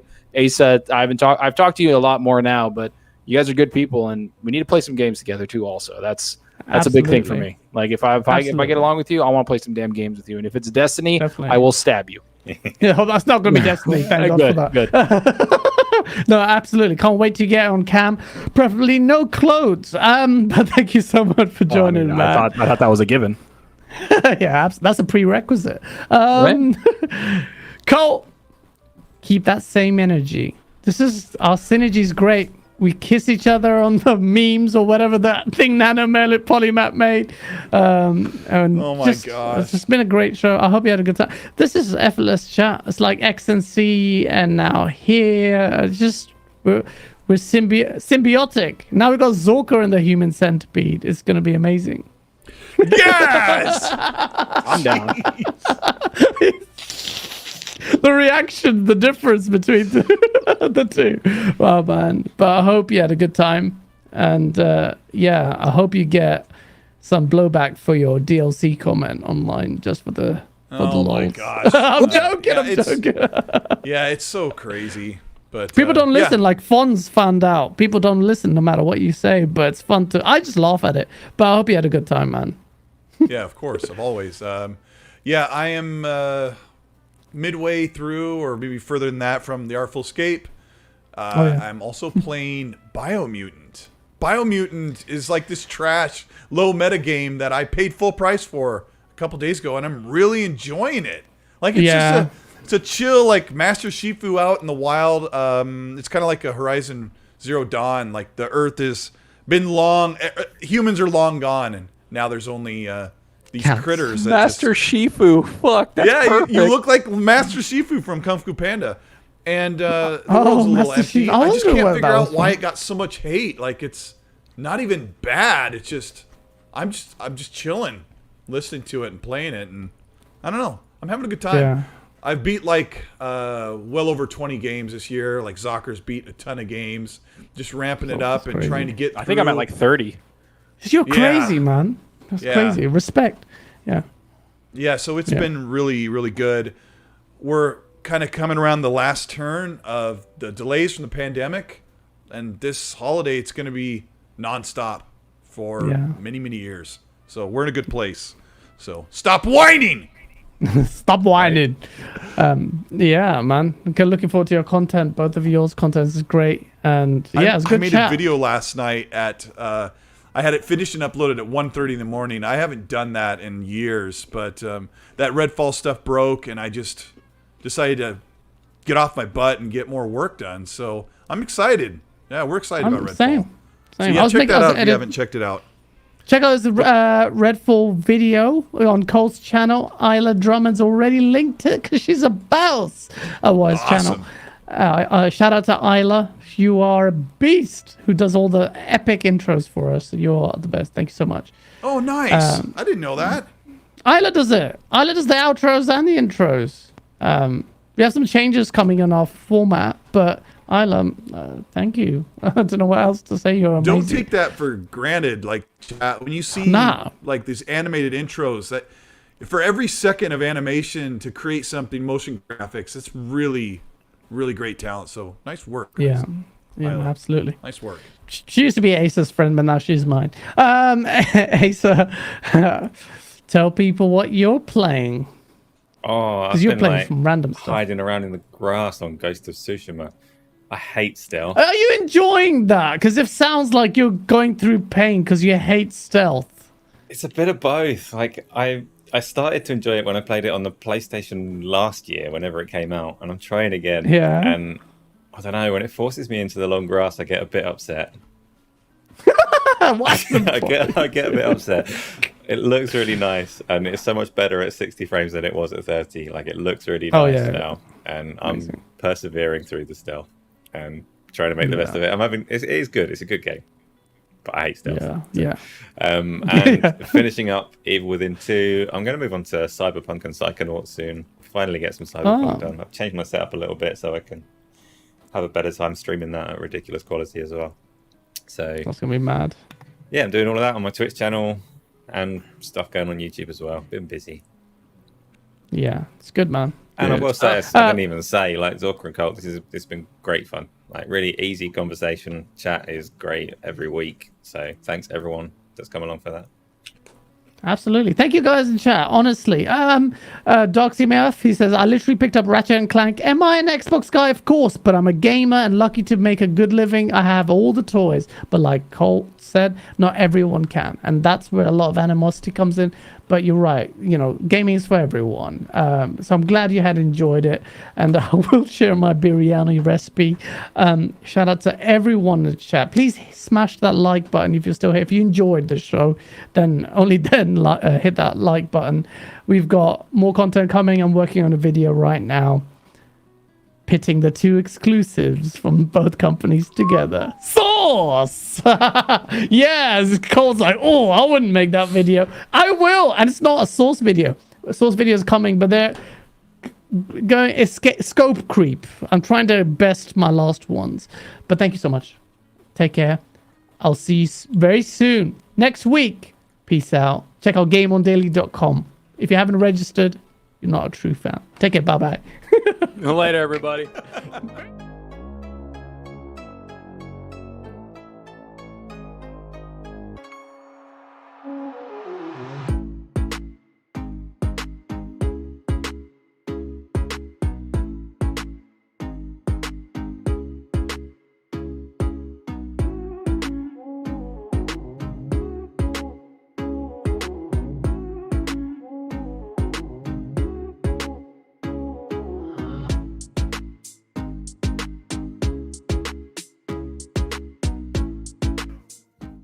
Hey everyone, welcome to Go Live. Feel Dominos, Maximus, Aurelius, Spencer. That I love playing games, but I'm also a massive nerd when it comes to the tech.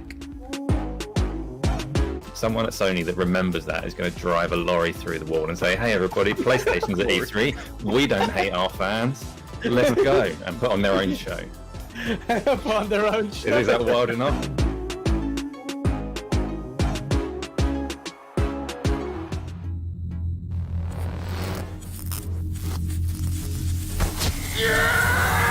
Welcome to Versus. In this series, two contestants go head-to-head in a battle to the death.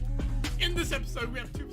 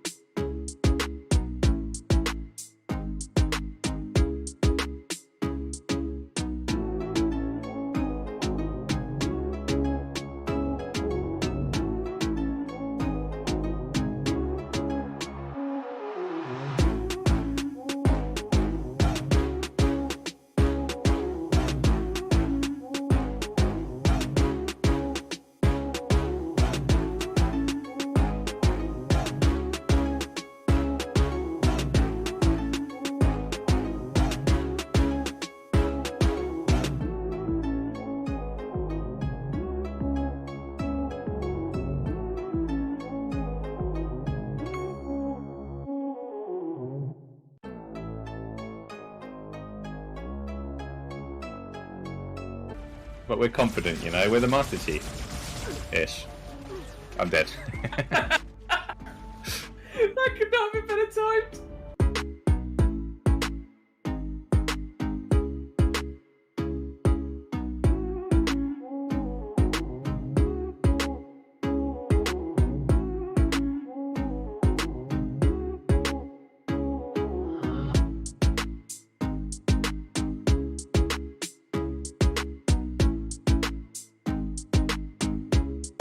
But I want to know what you think. This is a PlayStation and Xbox video, so please try not to fight, try to get along, and just be nice.